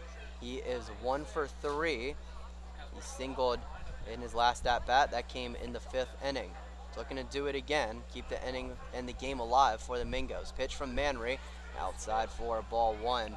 The pitch was smothered by the catcher, Marshall. It deflects in front of him, and Fisher will remain at first base. Tim Dickinson on deck and Tanner Donati in the hole.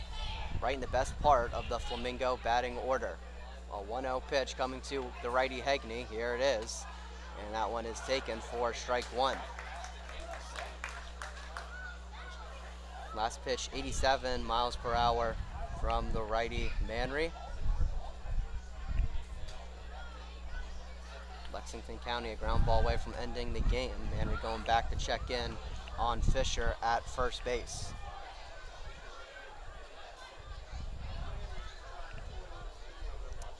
Fisher has not had a stolen base this season, but still understandable to limit the lead if you are the righty Luke Manry. 1-1. That one taken for strike 2. Manry able to find the inside part of the zone. 1 ball and 2 strikes to the righty Malloy Hegney. Shortstop looking for his 2nd hit tonight. Looking to pass the baton on to Tim Dickinson. 1-2 pitch. Curveball swung on and missed for strike number 3. 77 mile per hour curveball from the righty Luke Manry. Malloy Hegney was certainly in front of it, and the Mingos are down to their last out of this ball game. It'll be up to the 2nd baseman Tim Dickinson to keep things alive and pass the baton on to Tanner Donati. Donati certainly the guy you would want up if you're the Mingos. Dickinson probably a close 2nd. As the first pitch is low for ball number 1.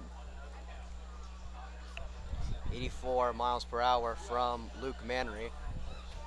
Runner on first for the Mingos, 2 outs. They're down to the last out of the 7-inning ball game. Down 1-0. Here's the pitch. That one hit towards the shortstop Bayless. He will flip it to 2nd, and that is how tonight's ball game will end.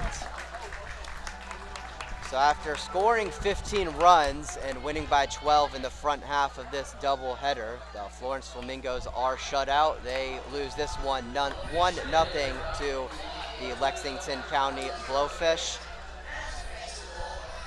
as they take a commanding 8-3 lead in the season series. Just 2 more meetings left between these in-state foes. Both of those games will come Monday evening at Carolina Bank Field.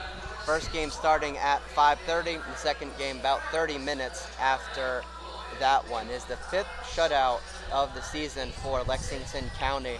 Now 4 of those have come against the Florence Flamingos. Certainly has been a little bit of an issue getting runs across for the Mingos all season long. They will drop to 13-20 on the season. Meanwhile, Lexington County will improve to 21-14. Looks like they're going to remain in second place in the Western Division. Final totals for each squad tonight. Florence with no runs and 4 hits. And Lexington County with 1 run and 3 hits. Neither squad with an error tonight. Winning pitcher for Lexington County, it is the starter, Mickey Sheets. And the losing pitcher for the Florence Flamingos, it is the starter, Derek DeVos. Only gave up 1 run, but will get the loss credited to him. Luke Manry will pick up his 2nd save of the season, and the Blowfish will win this one 1-0. Next game, you can catch us for the Florence Flamingos. It is tomorrow night against the Holly Springs Salamanders. It is throwback night at Carolina Bank Field. They'll be wearing special Red Wolves jerseys. Tomorrow should be a good sight. We expect a good crowd tomorrow, Friday evening. And then we'll be back at home against the Macon Bacon Saturday night. That'll be Strikeout Cancer Night at Carolina Bank Field. But if you aren't able to join us at the field, you can always watch on Flow Sports. Both of those games will have a first pitch time of 7 o'clock, and the stream will be starting at around 6:55 or so. Next time you catch us on Flamingo Radio, it will be Sunday at 4:30, where the Mingos will head to Boone on the campus of Appalachian State to take on the Boone Bigfoots, who are surging and climbing the Western Division standings. As for now, this is Bryan Miller signing off for Lexington County Baseball Stadium for the final time this season. Mingos lose this one 1-0.